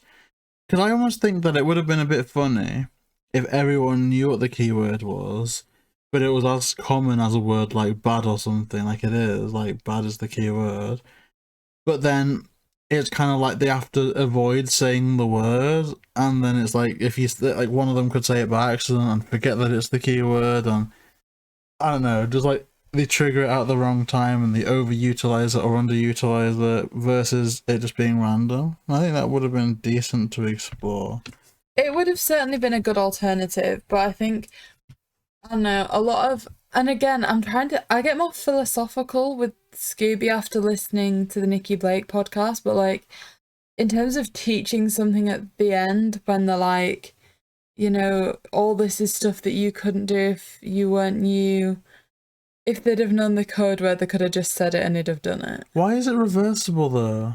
I don't know. Because it's like, if I was to have that, I wouldn't, like, why would you want to unlock the other version? Like, why is that even a thing? You know what I mean? Yeah. Like, one version of you is a But again, schmuck, the other version is a genius, but if you say this word, then you get reversed. It's like, why? Because it's like showing that your true self's good enough, and like I said, they do that thing at the end trying to like prove that, and yeah. Okay. So, Okay, so then where are we now? they're about to go to the all-you-can-eat diner, Oh, and which I think is Velma's their being third weird. all-you-can-eat for... Velma's being weird at some point. Velma's full on stalking Windsor. Like, she's got a picture of him for some reason. And they're like, oh, what do you think about this mystery? And she's like, I think Windsor's eyes are as green as, like, I don't know. Something like that. And it's like, I don't understand that. But they do hint at Daphne having a crush on Fred in that scene as well. Which I think is very... I don't know. I prefer it when, like, they do just hint at it versus almost like a false promise of, like, actually progressing with that storyline. It's better when it's subtext, when you can kind of go, oh, maybe this is how they act a certain way, maybe have like a few awkward scenes in there. Because no matter what they do, then I don't think they're ever gonna do anything, like, unless they were to reunite the 2002 cast, like Ghostbusters Afterlife. Maybe they'll like reunite in like 20 years. Very unlikely, but I could see them because obviously Michelle Gellar and Prince Jr. are together. I can see them doing something there, right? But other than that, I don't think we're getting anything of that nature. Mm-hmm. I do think the humour in this one is very different. Like we're saying, we're at the kind of all-you-can-eat diner place now. And when the angry bikers turn up and Shaggy's like, oh, there goes the bladder, I feel like we've not heard any kind... I don't know, I just feel like that's a different type of humour. That was really funny. There goes the bladder. I enjoy that a lot. And it is frightening though, because there are a lot of them, and they do look quite hard. But this Shaggy is just amazing when he gets triggered with the keyword, because it's like what can't they do? Like, they're incredible. They're like fighting people. I'm almost thinking it may be a bit too. Is that the right word? Too not violent. Maybe that is what I'm thinking of. Because nothing that they do is like beyond what you'd see in other animations like that, like Ben 10 or something, or even like animated movies. But it's very weird to see physical combat within a Scooby Doo movie, and it's something that I was commenting on before. We've recently started playing the first Frights game on the Wii, and it surprised me how much of just like a punch and kick and throw stuff at villains that is versus solving mysteries. Yeah. This is really fun, and I almost feel like they should maybe bring back this Shaggy at some point. I don't know, but it is great, and I think it's. I assume they don't change like Matthew Lillard's voice too much, like it's just purely him acting. But they do a good job of that because it's distinctly Shaggy, but also with a bit more of an edge to it, and I just think it's great. Yeah. I think it's good. But then I kind of think that without the meme culture, without this becoming so popular, like, what distinct feature does the movie have? And I'm not entirely sure. But you could say that about anything. For me, remove a critical aspect. This movie's about the humanization of them a little bit more, like Fred being a student, like Shaggy kind of finally getting some implications of exactly what it is they've been doing for so long, how they all have to protect him. For me, this is the first one where you actually see them as more human. Yeah. So that's what sets this one apart for me, I think. So we're coming up to Shaggy now being challenged into the bike race.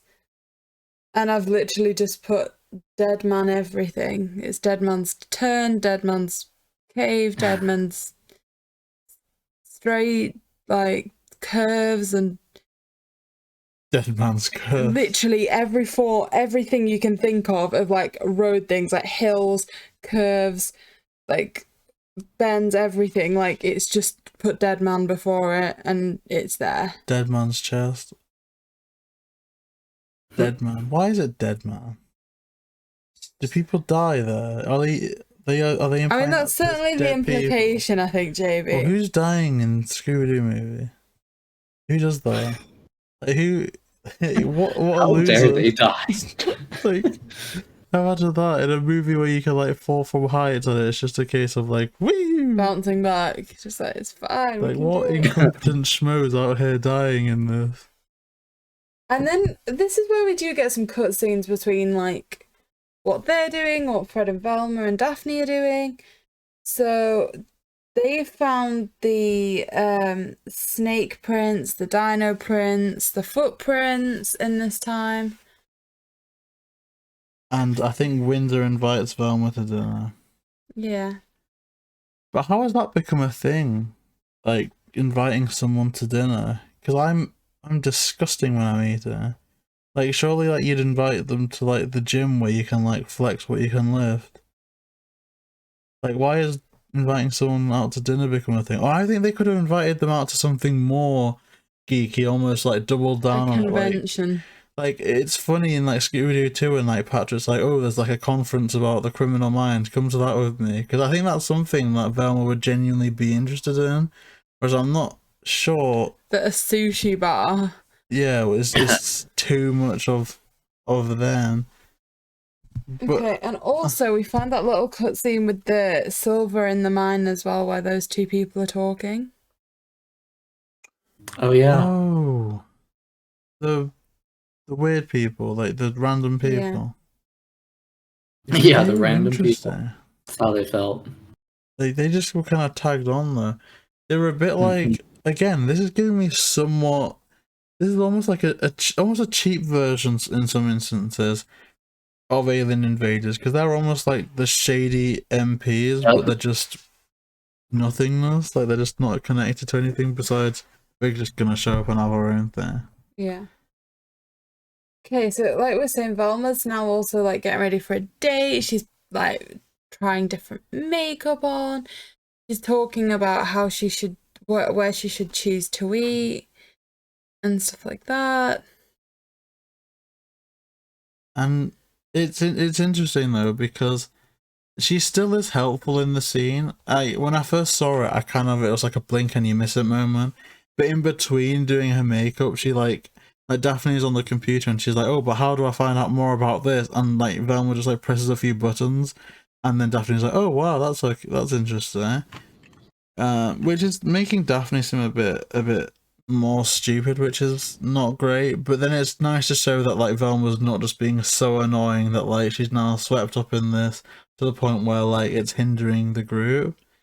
And I think Daphne gets her redemption really quickly, because she then starts helping Shaggy learn how to ride a bike. Oh, and it is really cute. That little baby Daphne sequence is so cute, and it just brings me back to some of the stories that you told me, Millie, about how you used to do your little scooter. Like, oh, it's just so cute. Like, it makes me want to watch all of those stories end up with me getting injured. What do you mean, cute stories? Just because I'm just imagining how happy you are, like, on your little scooter before it turns over. Yeah, as a child, my mum banned me from like going out on my own for the longest time, because I always used to come back in tears and in pain and like cuts and bruises and stuff.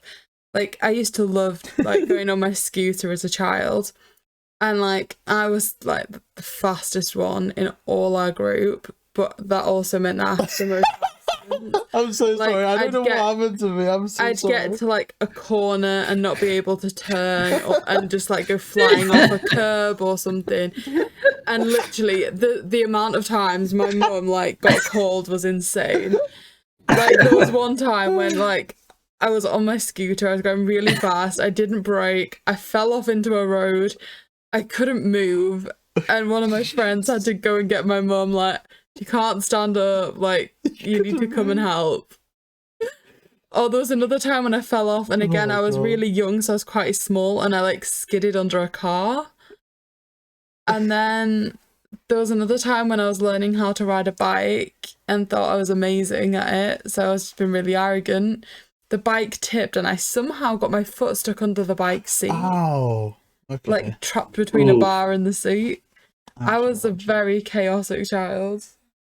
That surprises me. Whenever I think of you as a child, I always just think of you like telling someone off. Yeah, that too. JB's seen like some old like videos of me when I was about 4 or 5, and we were getting ready to go on holiday, and I was just like shouting at everybody that they were doing stuff wrong. This is what I meant. If I met a male version of myself, I'd hate them. They'd be a Couldn't misogynist. be around them. I don't know how you manage, JB. Well, your dad's pretty much a male version of you. Maybe. But, well, you like a perfect mix between your parents. Which I kind of wish that I was, in a way, because then I'd be, like, really smart. Academically. But I'm not very smart academically.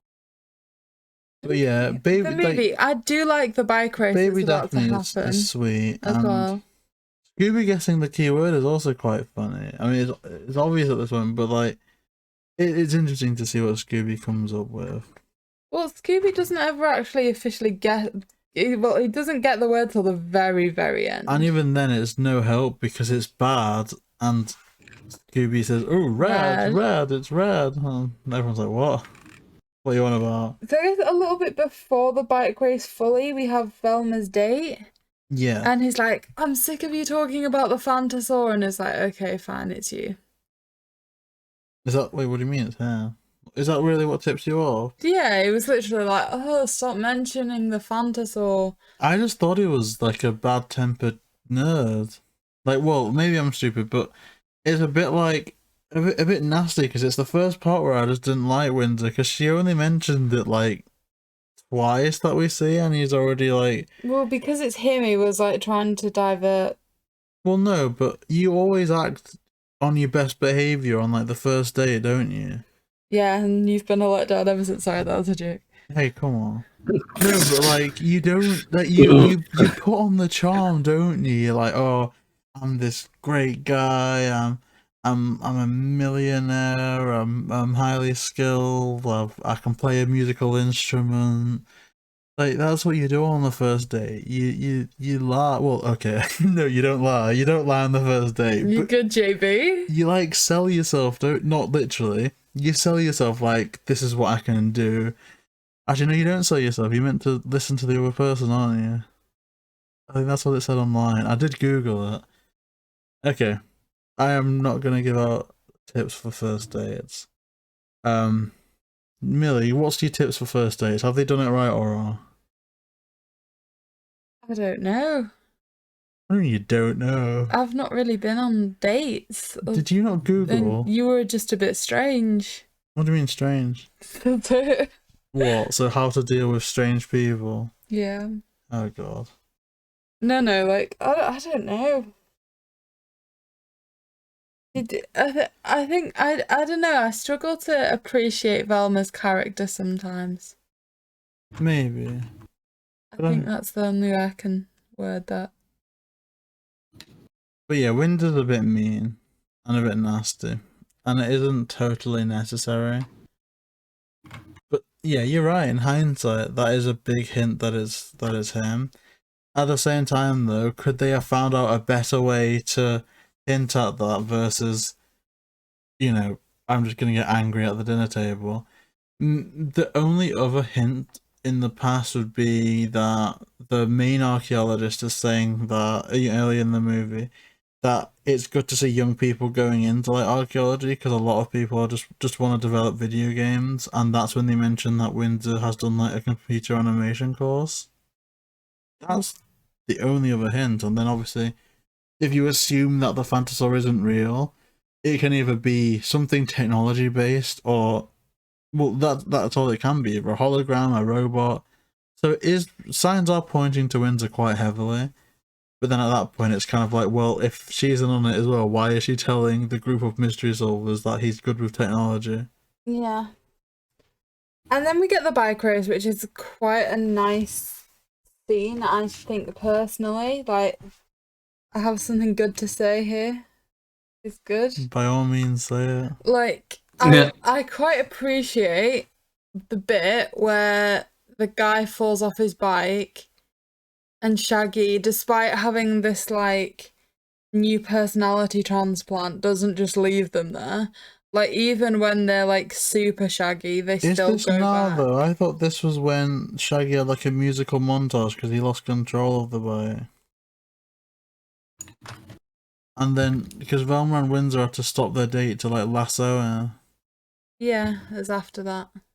Oh, so... I skipped it. Have you skipped it? Yeah. Well, is it directly after that that's the main race? Mhm. Oh yeah. I don't know why you skipped all that, but it was. I think I just put there that it was a cool replacement for a chase sequence because it was kind of good music and. Yeah, I mean, I do miss music a lot in some of these movies now. But yeah, so they're on the race, and you're right. Shaggy does go back to save the biker, which is really nice. The only thing is, I don't. Like, was it necessary to have the Phantosaur getting involved? Again, why is the Phantosaur there from the point of view of, oh, see, here's where I have trouble, because it's revealed at the end that there's two Phantosaurs, right? There's the kind of shady X-Files people's Phantosaur, and there's Windsor's Phantosaur. And I don't know why either of them show up when they do. So I feel like the chase scene, it's about to unmask Windsor's one, right? I think Windsor's one is unmasked second. Oh yeah, this is the Silvermine people, isn't it? Yeah.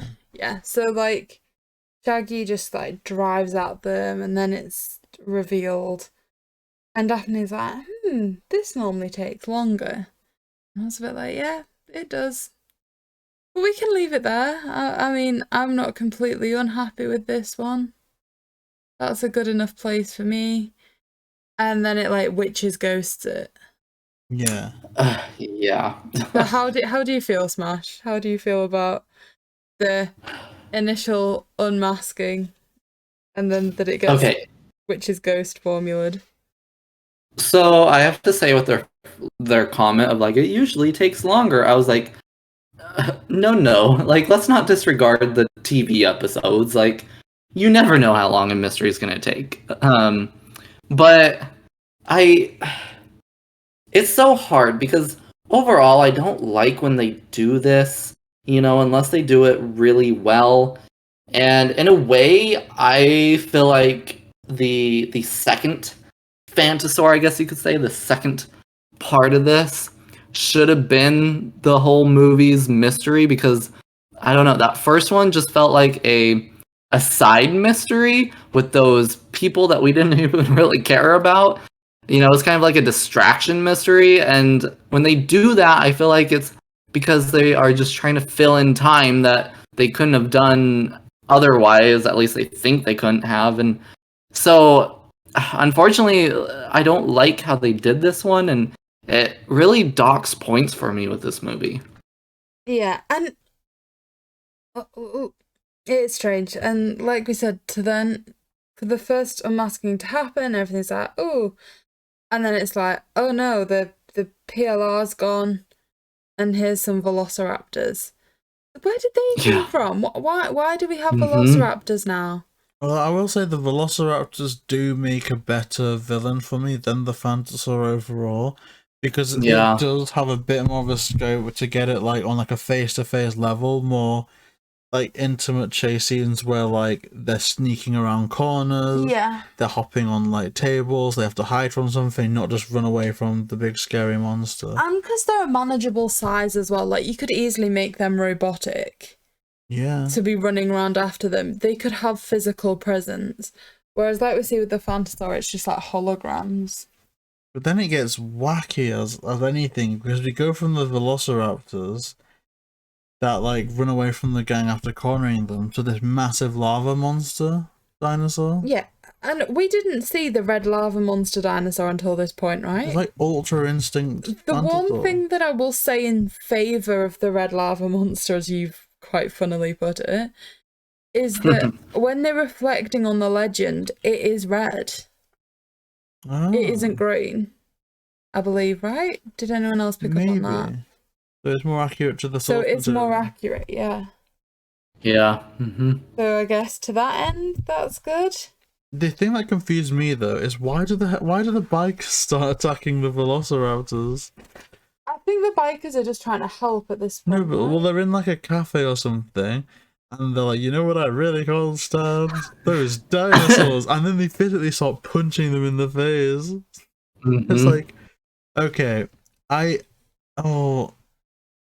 okay, maybe this is like animal welfare. I don't know. I don't know if dinosaurs are classed as animals, but it made me a bit uncomfortable to see the dinosaurs be physically hit. I don't know why.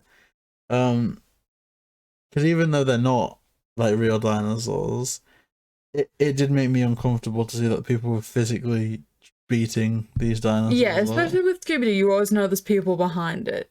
Do you know what I mean? So it's like, oh, not animals. Well, that's the funny part, though. Just imagining like someone in a costume just getting punched in the face while dressed up as a dinosaur. Like, that's kind of the funny side of things.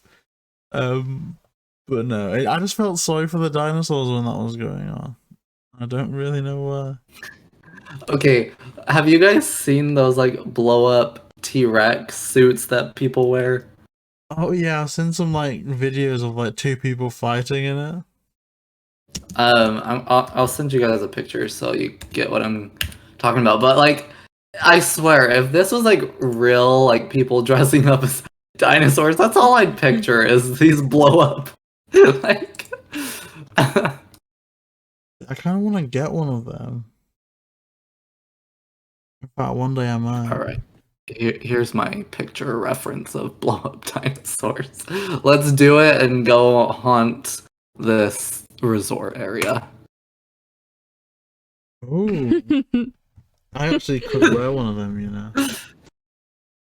Oh. That's actually really cool. I might get one. Like, I wonder if you can order them from Amazon in England. Oh, I'm sure.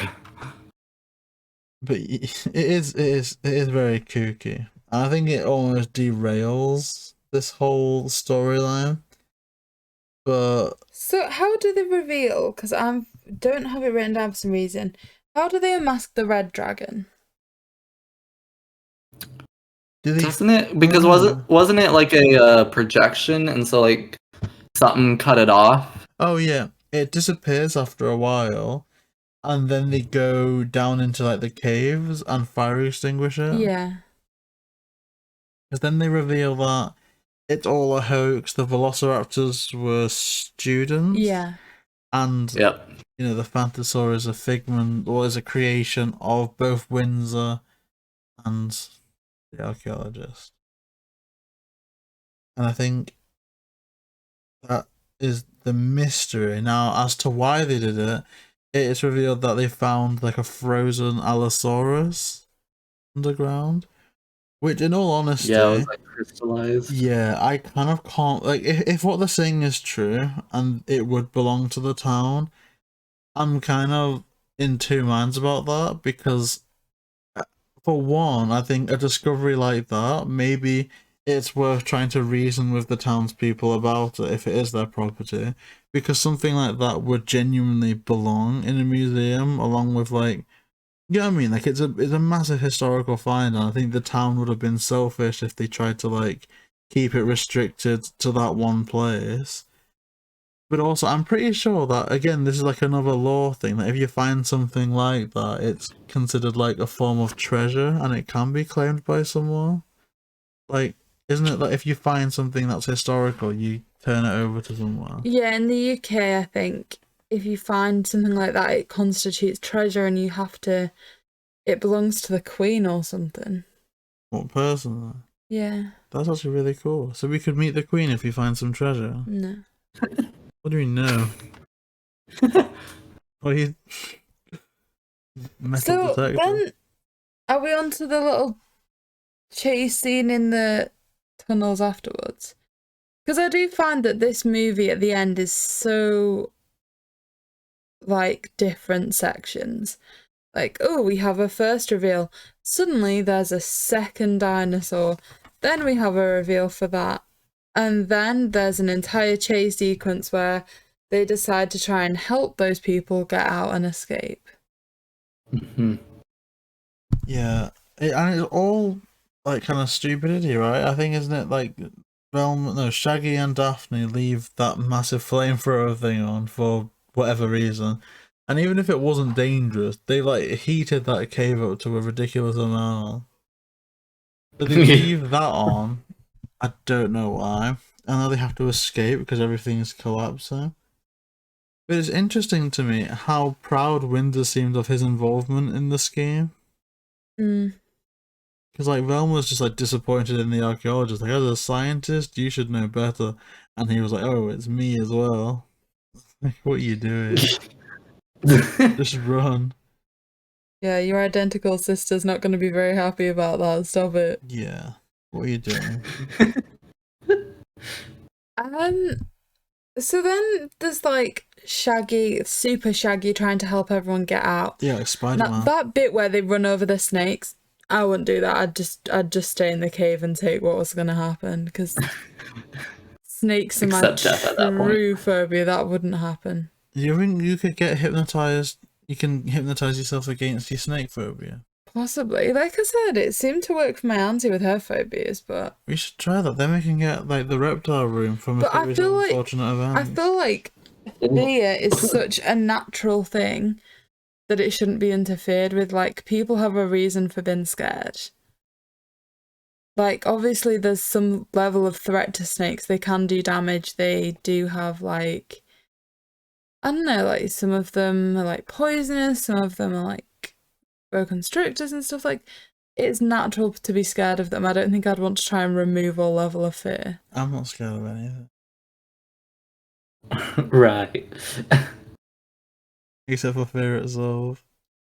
Or Daphne rejection. Daphne rejection.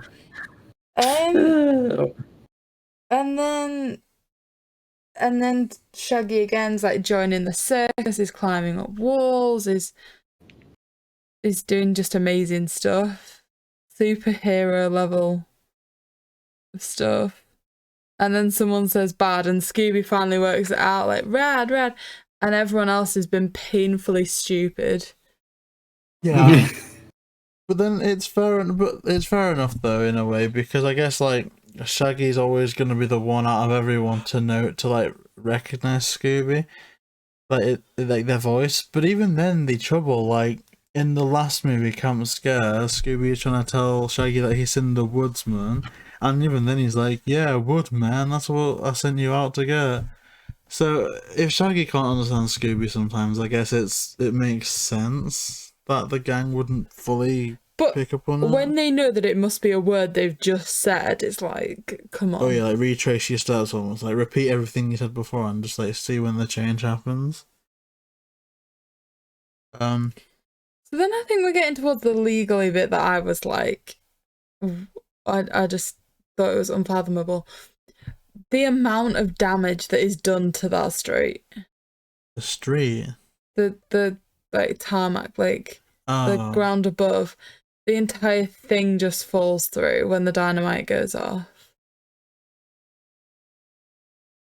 Because we see a lot of Scooby movies where they're a bit like with the Loch Ness, where they're like, oh, it's okay, they got what they wanted. This one's like, no, this is criminal damage on an entirely different scale. And I guess that's why it makes sense that like Windsor and the scientist are arrested at the end. Like, yeah, they needed to be for what was done there. Again, though, Shaggy learns to believe in himself, which is a really cool scene. But then he's saved by the bikers, and I don't know how the bikers like what. I think the bikers are just convenient. They start off as like villains. They get beaten up, and maybe they're good now because the boss was saved. Maybe. But yeah, Windsor and the scientist get arrested. And interestingly enough, there's kind of like a mirror, like I'm saying, between this scene and Camp Scare, because doesn't Windsor also ask Velma to wait for him to get out of prison, which is also what the pervert in Camp Scare said. So I think Velma just likes, Velma seems to attract criminals at this point. Maybe. Honestly, though. But Velma, it shows willingness to wait for Windsor, which is alright. I mean, he doesn't hurt anyone, right? He just wanted a dinosaur. And I can relate to that. I'm gonna say that the way that dynamite went off, they literally risked damaging that entire specimen. Is it classed as terrorism? Because surely it would have damaged some of the crystallization, not just the entire thing around it. Windsor's a terrorist. Scary. I think Velma needs somebody that isn't just gonna get arrested. Why don't we bring hot dog water into the movies? Because then it's a chance for Linda Cardellini to come back. Velma's happy, and they're not with some like pervert that's just gonna get sent to prison at the end of the movie. I think that's what we need. We need hot dog water back. I'm gonna start a campaign tonight. Bring back hot dog water. But then Fred passes their exam, which is a win, a big win. Did he actually like say, "Oh, I passed"? Yeah, when like I think it's just after Windsor gets arrested that they're like, "Oh, I just got a call from like Mr. Such and Such." They said that because I made like one of the biggest, ecological finds of like the century, I've got a B minus, and it's kind of never mentioned again. And then they try and reverse the effect of Super Shaggy. And then that just leads to a fun little outro that they all think they're Shaggy, they're all wearing the same outfit and have the same hair and stuff. Can I say something pretty odd? Yeah? Shaggy Daphne is still pretty hot. No. goodness Like, if you rewatch that scene and disagree with me, like, it works. Like, it genuinely works. I'll show you tonight. I've watched it 3 times, thank you, though. Like, it's like middle-aged chemist vibe. Okay, so then that concludes the movie. Oh, but there's a post-credit scene. It's the Mystery Machine with Shaggy hair at the end saying, if I had arms, I'd take this wig off, but I don't have arms. And that was the kind of fun little outro, which I appreciated, because as a kid, I'd never used to sit around for the credits. It's only like the kind of Marvel Universe movies training that like I just stay until the credits now. So yeah, it's nice how that's happened. So does anyone else have anything to add before we judge the movie with Smash or Pass? I guess bonus features. I didn't get a chance to watch them all, but there's a really cool like bonus feature on the DVD that has Nick Pilates getting a tour around a museum looking for Phantosaurs. I thought that was really cool. Cool. Smash, anything to add? Do we want to talk about the meme that came from this movie? Oh yes, let's get into some memes. Yeah. So when does anybody remember when this meme came out? Was it 2019? It was recently. It wasn't. Was it? Is the memes where like Shaggy used like 1% of his power? Like. Yeah. So it basically what happened is someone that doesn't regularly watch Scooby found this scene, the diner scene in this movie, and was just like, oh, he goes ham and whatever. And they posted the clip of him just taking on the bikers in the diner, and it spread really fast, and it became the Ultra Instinct Shaggy. And then people started to kind of include the live action Scooby Doo 2 when like Shaggy gets all buff from the potions and whatever, and they're like, Shaggy prepping to, use 1% of his power and whatever. And it was so funny because suddenly Shaggy became like the most powerful being in all of cinematography. And had been campaigns started to get him in the like Mortal Kombat video games to be a playable character, and there were like some concepts of him being in that game and whatever. And did you guys see actually what just happened recently? Yeah, there's like the Warner Brothers logo.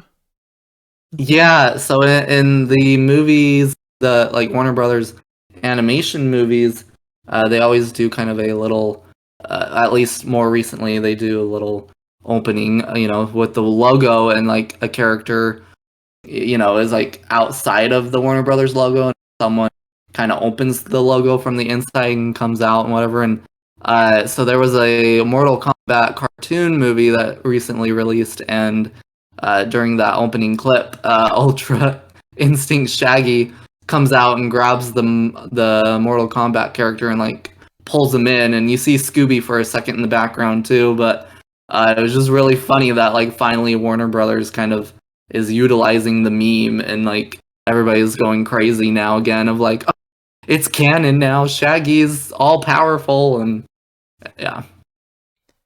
Yeah, I honestly enjoy it, and I think memes are fun, especially when they start incorporating all the different types of it.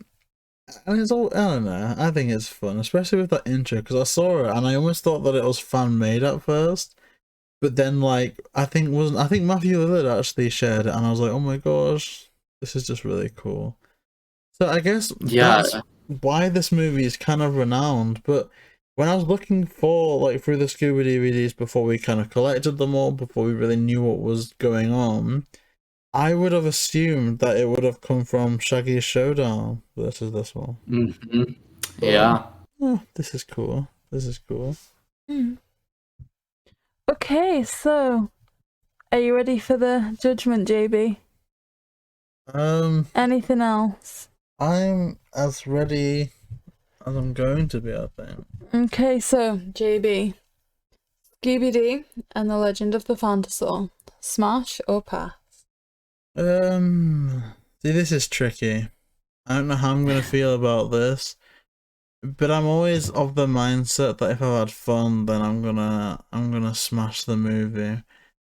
And I don't know, I feel that there is a version of the movie that I really like. Maybe if they just got rid of one set of Phantosaurs and got rid of one set of villains and just focus on making things a bit more linear, then I would like it. But I think this is the first Scooby movie that upon like second and third viewing, I'm almost wanting to skip over scenes. I'm getting a bit bored, and obviously there's stuff that I really do like, but overall I think I might have to pass.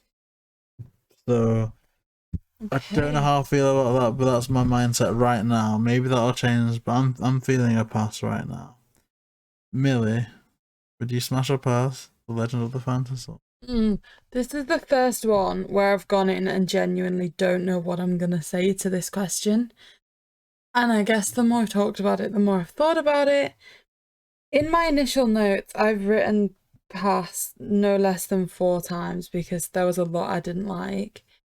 But by the end of it, I was like, it's not that bad. And if I was in that mindset and don't think it's that bad, it deserves another shot, which is why I've watched it 3 times. But ultimately, what I do like is the character development and progression. Like, they did try and set up some personalities there that, like, I don't know, they did try and set up some personalities, like Fred not having to been able to pass school and having to resit and things. It's all very human, and that I enjoyed it. A couple of issues is that I genuinely don't think I don't think I like the mystery. It is literally just the relationships that I like. So, and I don't know if I can pass say smash for a movie based purely on the relationships alone. So I'm gonna say pass too. Okay, so ultimately that just leaves smash. Would you say smash or pass for Scooby Doo and the Legend of the Phantosaur? All right, time for my childhood memories with this movie. Yeah, so this movie came out like right before my birthday, the year it came out. I believe it came out on September 6th, and my birthday is the 21st. And so I got this one for my birthday. I didn't get it, like the day of release because when I was younger, my parents would always set kind of like this time limit of like, okay, from here to your birthday, you can't buy anything, so we have stuff to get you for your birthday, or like they do it for Christmas too. But so I wasn't quote unquote allowed to get this movie because it was in the month of September. They're like, no, we need something to get you for your birthday. You always just go out and get it yourself.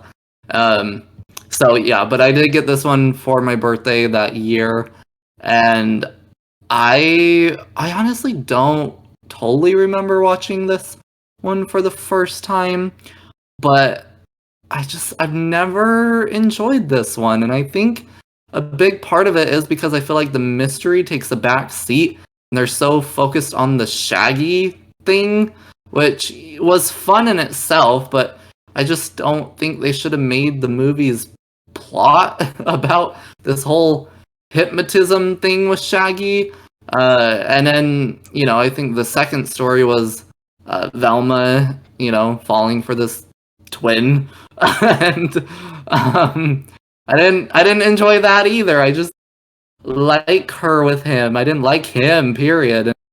I mean, there were some fun references. Like there was the kitchen scene where they tried to recreate kind of Jurassic Park, which I thought was cool and fun for what it was. And I'm not against dinosaurs as a villain, but they felt, even though they were big and not really scary, I can't say scary, but they just didn't seem intimidating at all. Like, even though dinosaurs, I was just like, like kind of like JayBee was saying, like they can just punch them and they're like, ow, and so I was like, they don't really bite back, when they get punched or whatever. So I was like, I don't see any kind of threat with these dinosaurs besides the fact that they're running around. And so I've never liked this one, and a lot of people actually do enjoy this one from what I know. So I always feel like the outcast with this one, but I have to pass this one as well. And I think that was, gonna be the case coming into it, because I really haven't talked a lot, I feel like, within this podcast episode, because I don't have a lot to say about this movie.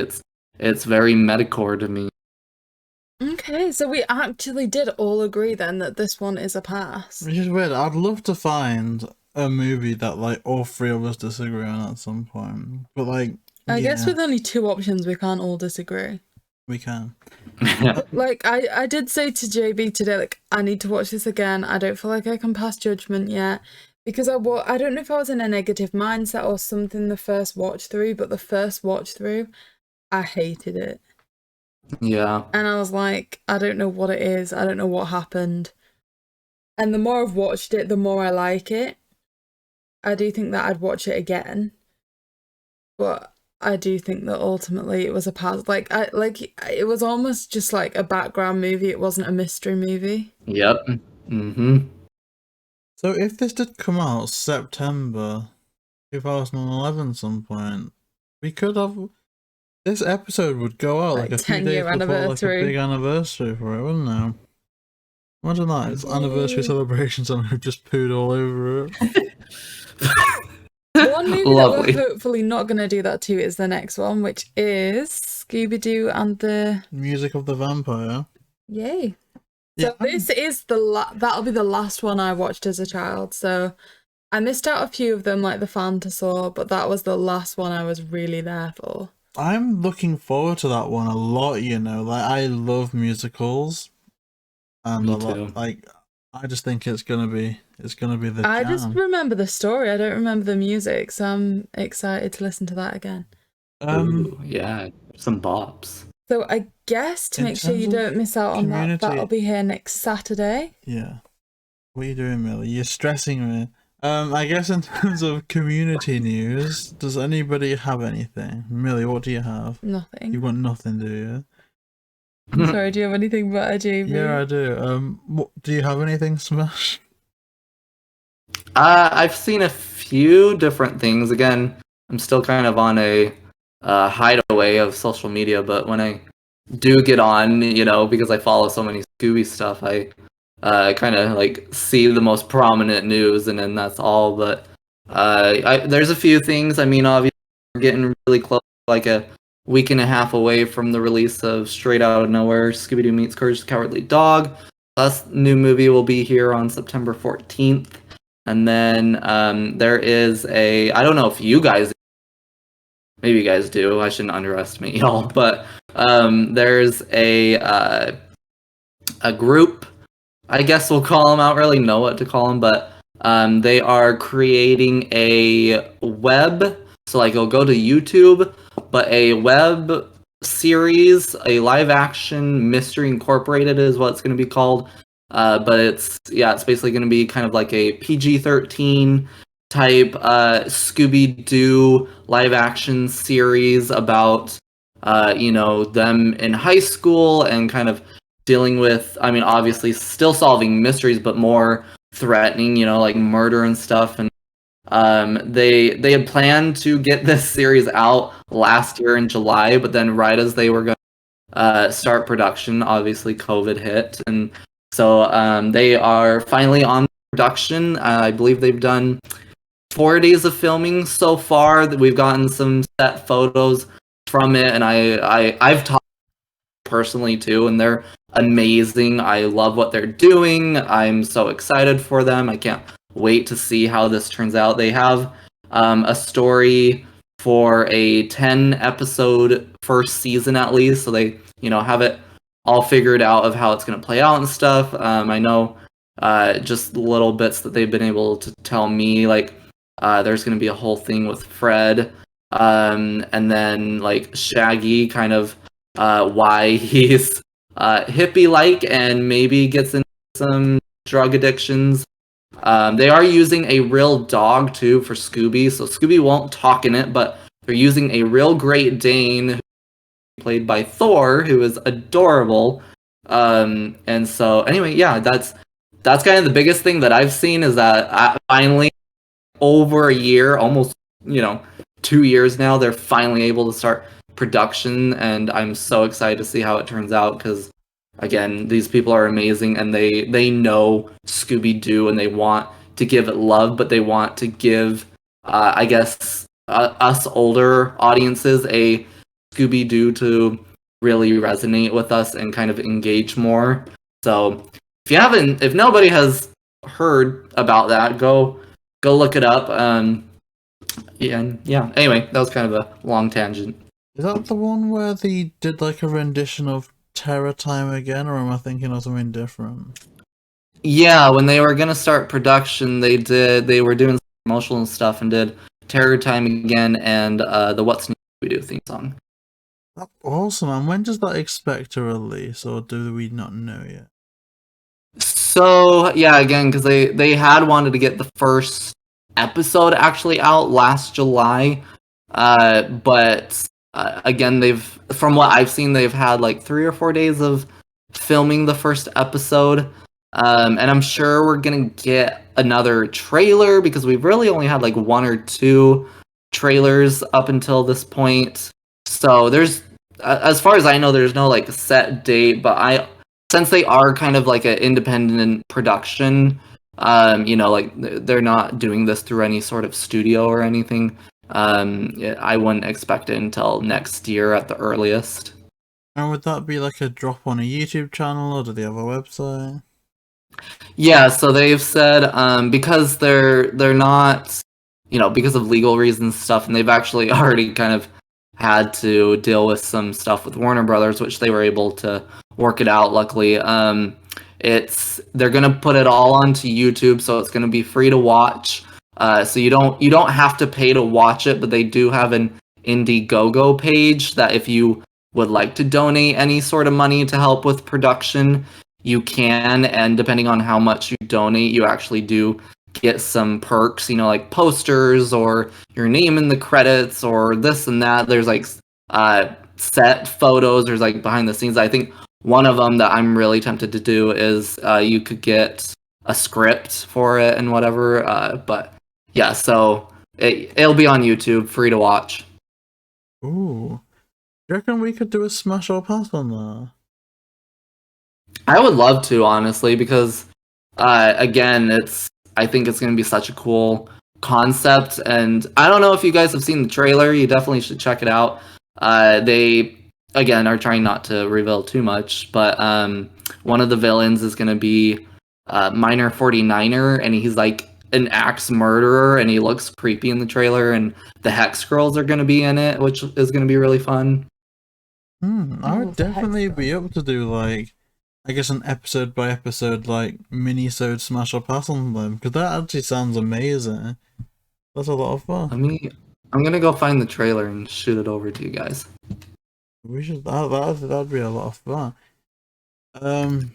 Let me think. What other news? I had some Your disappointment. Faith Cooktons. Well, I had some. Well, it was gonna be news, and I was gonna reveal it all excited. But for like, I don't know. I guess UK Scooby fans, I did manage to find, and they did call it Space Kook Funko Pop sodas listed on the Smiths website, and it said expected in stock October to November.